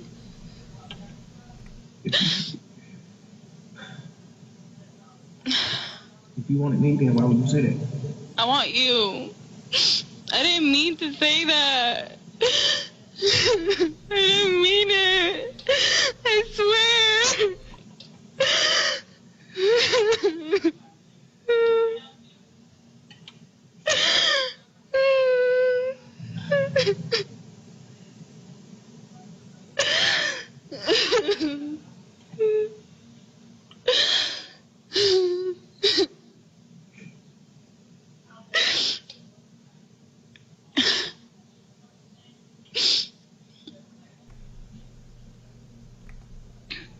Well, this is all I really needed to hear. This is all the evidence I needed to hear. Yes, you did see that. Thug was definitely wiping his tears. Thug is having a moment too. So whatever that was said between them, this was definitely something, that they both hurt them. Whatever she said definitely hurt him. Okay? But the moral of the story here is, these hoes ain't loyal. Because even he's saying, yo, if you really fuck with me like that, and you really wanted to be with me, why'd you say the shit you said? And you only up here because you felt bad. As you said, you haven't spoke to me in a while. So you probably wouldn't have spoken to me had my black ass not been here. I'm just saying. You wouldn't have spoken to me if my black ass wasn't in here.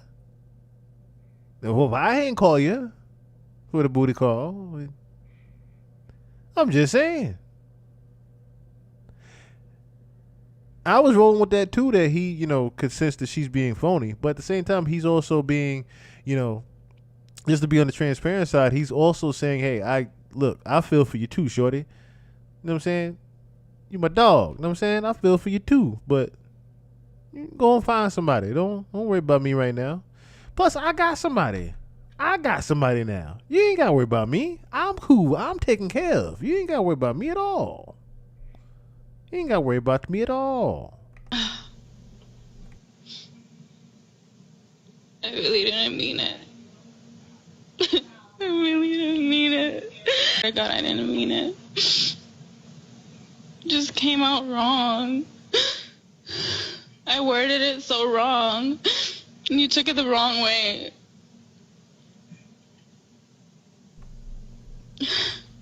Okay, so there was responses back to.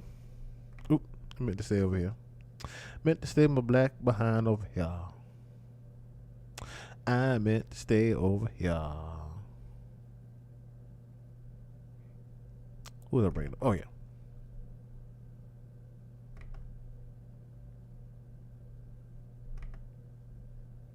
So he did respond.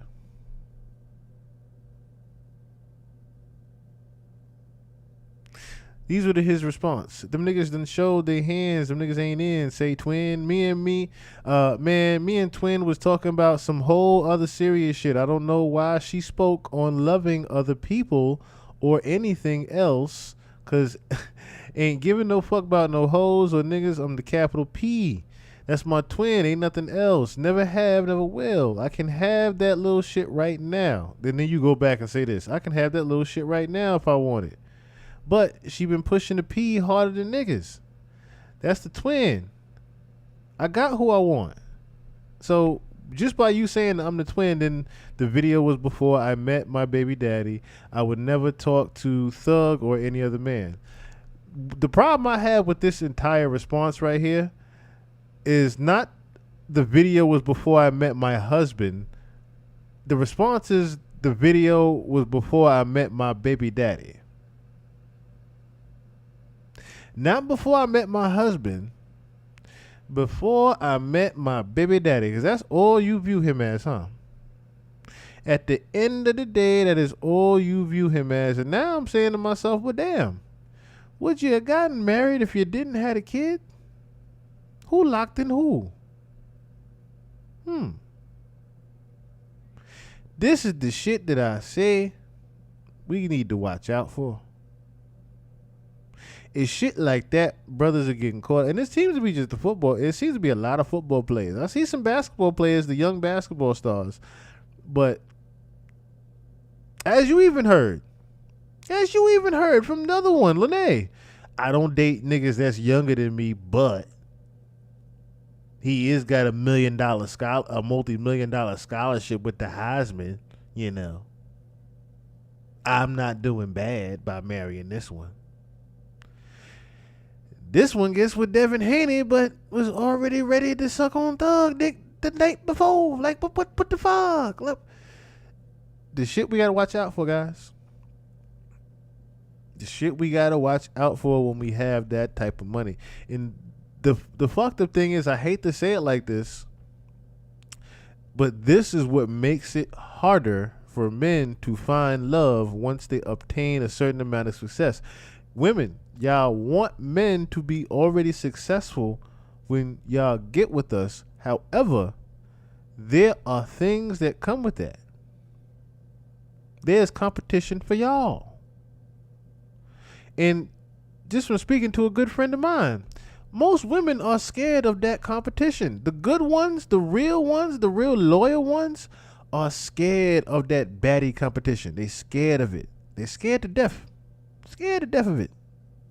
And none of them, not they scared to death of it and know that these women can't compete with them. It's the fact that they don't want to deal with that. They don't want to be bothered with you having a rotation of options of women. So it gets to be very slim pickings when men get to that success side of the road. It becomes very slim pickings, and that's the reason why. That's the reason why niggas can't go for the first baddie, you see? Because then you got shit like this happening. You got shit like Travis Hunter fiance and old videos coming back up of she being an eater and cleaning up after the nigga and her. Like, it's shit like that. It's shit like avoided kisses happening on camera. It's shit like you talking about this was before you met your baby daddy. Not your husband, but before you met your baby daddy. It's shit like that that bothers us men. This is why we must be cautious. And this is vice versa. This is vice versa, because I'm sure there's women that deal with this shit too. The thing is, for every Keisha Cole that deal with a fuck nigga, there is a Stedman. there is a Stedman that will keep all your secrets. Just move me across the street and we will be fine. But yo, man. Oh man. It is we are well under 3 hours in. It is 3 o'clock in the morning for some people. I know some people are dead ass tired and gotta get up in like 3-4 hours because their kids about to get their ass up. So I'm gonna go ahead and end this part at 2 o'clock in the morning for my time. And I will see you all tomorrow. Again, I don't have no music to play because I know everybody's sound asleep and whatnot. I shouldn't be yelling my ass here in this place either anyway. But I know everybody's asleep, or should I say getting ready to go to sleep. So I'm going to quietly disappear. And shout out to everybody that was tuning in. New Eyes, Original Me, Medusa, Princess Cherie, Fury B, The Homie, Norma Dominguez, B. Linger. Who else is up in here? Spiritual Gangster, Icon Vonnie, Change Your Perception, Tamiko Show. Who else is up in here? Slugs of Truth, and 411, Miss Juju, Miss Moon Pie. And of course, what had happened was, and straight from DC. Oh, I didn't even see you straight from DC. My bad. Merry Christmas to you. Merry Christmas to you. But Merry Christmas to everybody once again. God bless and love you all. And good night. I will see you all shortly later on this